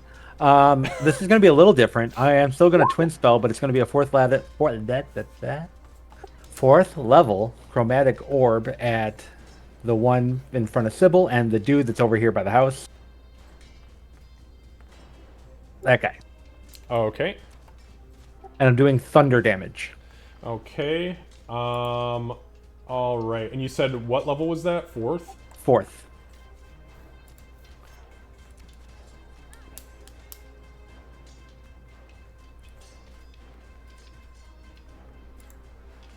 Okay, go ahead and give me 2 separate ranged touch attacks. Or ranged, whatever your magical range. I said ranged touch. Look, I'm playing fucking 3rd edition again.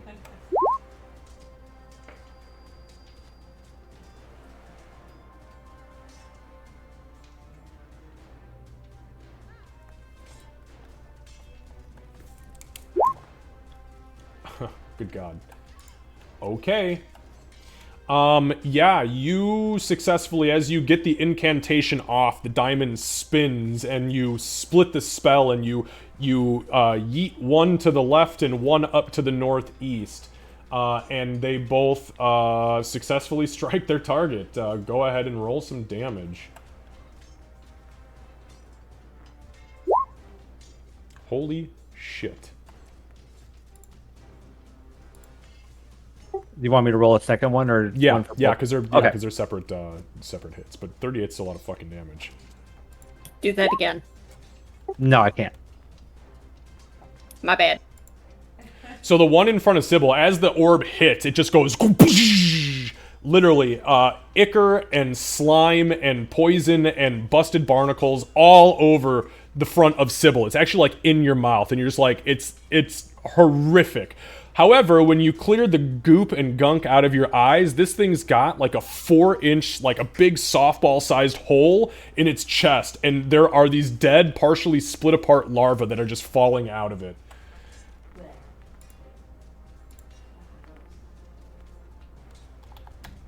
The one up to the northeast, not as in great of condition, or not in as bad of condition as the other one, but still it hits, detonates, and definitely causes some fucking damage. And then the spiritual weapon will move to him, the closest one to me, and Gotcha. take a wappa wap. Wappa wap. Alright, go ahead and give me that wappa.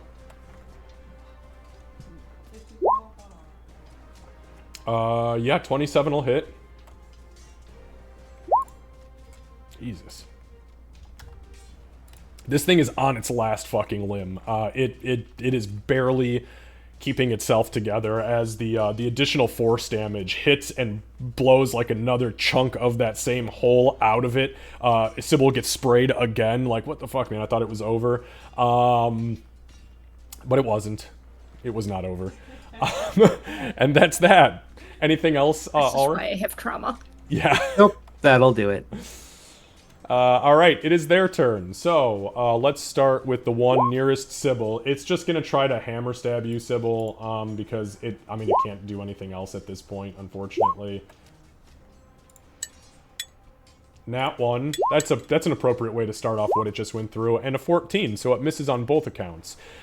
The one up to the northeast is going to...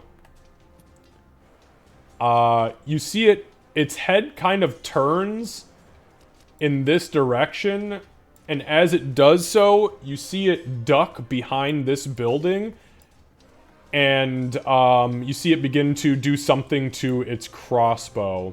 Winnie, go ahead and give me a perception check.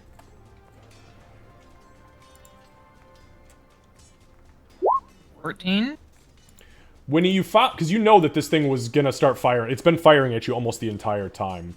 As you look up into the direction where it had kind of set its gaze before dodging behind the building and kind of crouching down and started doing something,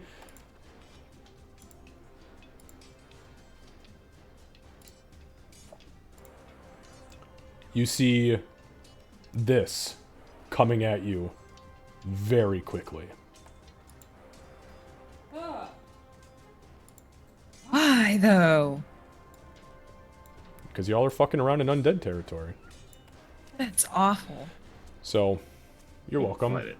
Alright, so yeah, that is what it's doing for its turn. The one... I do not have any blades left. And that brings us back to the top of the round. Top of the round, round 8. Nobody is in the water. Winnie, at this point, the water is beginning to fill. So I'm going to just make a note of that.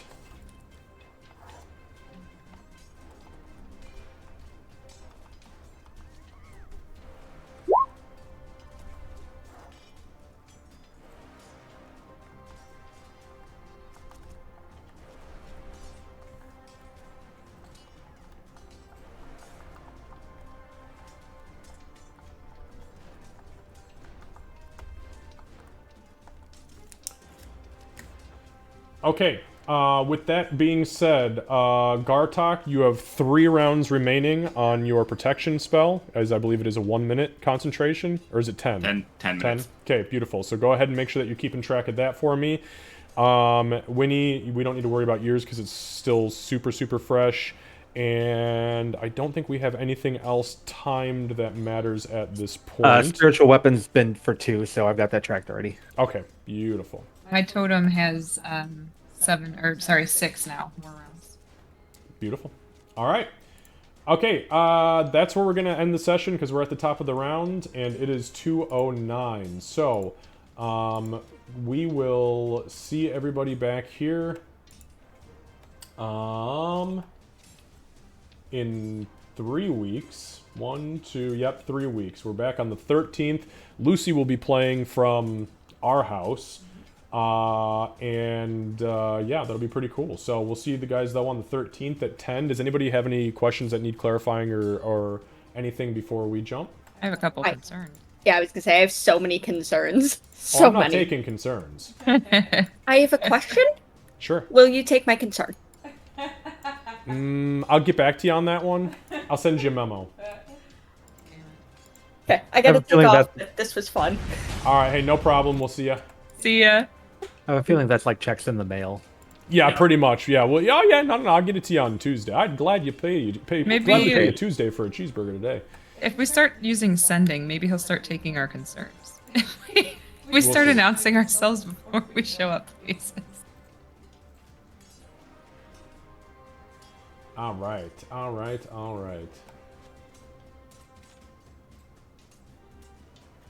Oh yeah, I can't wait to fight the whale. I guess I do have a question, but that's for next time because I don't have my bow yet. Okay. Yeah, save it, write it down, and then remind me. Or just tell me when you get here, and I'll harass you about it when that happens. Okay. Sounds like a plan.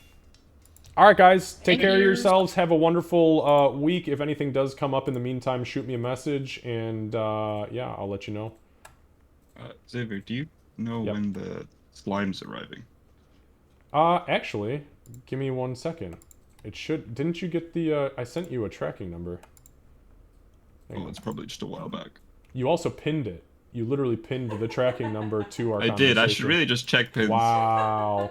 Wow. Sorry, the That's goblin something face. I would do, Lucy. That's Yeah, the something goblin I- face from last night freaked me the fuck out. Oh yeah, there it is. Okay, cool. Yeah, it should be soon-ish, but you know it has to go across the ocean. And then again, there's a very good chance they're gonna try to charge you VAT because they're kind of assholes like that. So if it does happen, just let me know and we'll get you taken care of. All right, thank you. No worries. All right, guys, we'll see you soon. Have a good week. Bye. All right, you Bye. too. See ya. All right, friends of the stream, we are going to find someone to raid. We currently have... I don't think I had any guide the raids. Let me just double check and make sure. I don't think so. All right. Yep, we're looking good. Okay, good. So we've got, let's see, we've got JC the Trash Panda. I have Taizen, who I can't read what he says because it's so small on my side. Oh, it's Taizen Senpai now. He rebranded again. So he's got a change. Possum swords, rockets, we got it all. Cool. And well, you know what? We typically do Taizen, so we'll just send some love over to Taizen before before we leave. He's doing everything in Japanese now, isn't he? Yeah. It's Rocket Knight Adventures. But everything is in Japanese. His bot everything. Okay, guys, I take that back. Nobody here can read Japanese that I'm aware of, or at least the majority can't. So we're gonna go ahead and send some love over to yeah, I see JC is just... Well, we'll send it to JC. We haven't sent it over to a crafter in a while. Yeah, but the Japanese thing, I'm gonna have to talk to him because I wonder if there's a way for me to change the translation on that so everybody can read what's going on. Because even just jumping over there and seeing like his little blip, I didn't understand a word of anything. It was just, I mean, and I don't know if he's speaking Japanese now too or what's going on, but I'll have to reach out to him and see. Okay, in the meantime, we're gonna raid JC _ Alright guys, we're going to go send some love to JC. We'll see you tonight. Nerdy Knots and I will be back at it with Baldur's Gate. We are in the bowels of Auntie Ethel's shit house, or her tea house, and trying to figure out. I think we had just gotten to the spot where we start dealing with the mask situation. So join us tonight for a little creepy horror stuff, and if not, then hopefully we see you guys tomorrow night for Candace's D&D game. See you guys. Bye bye.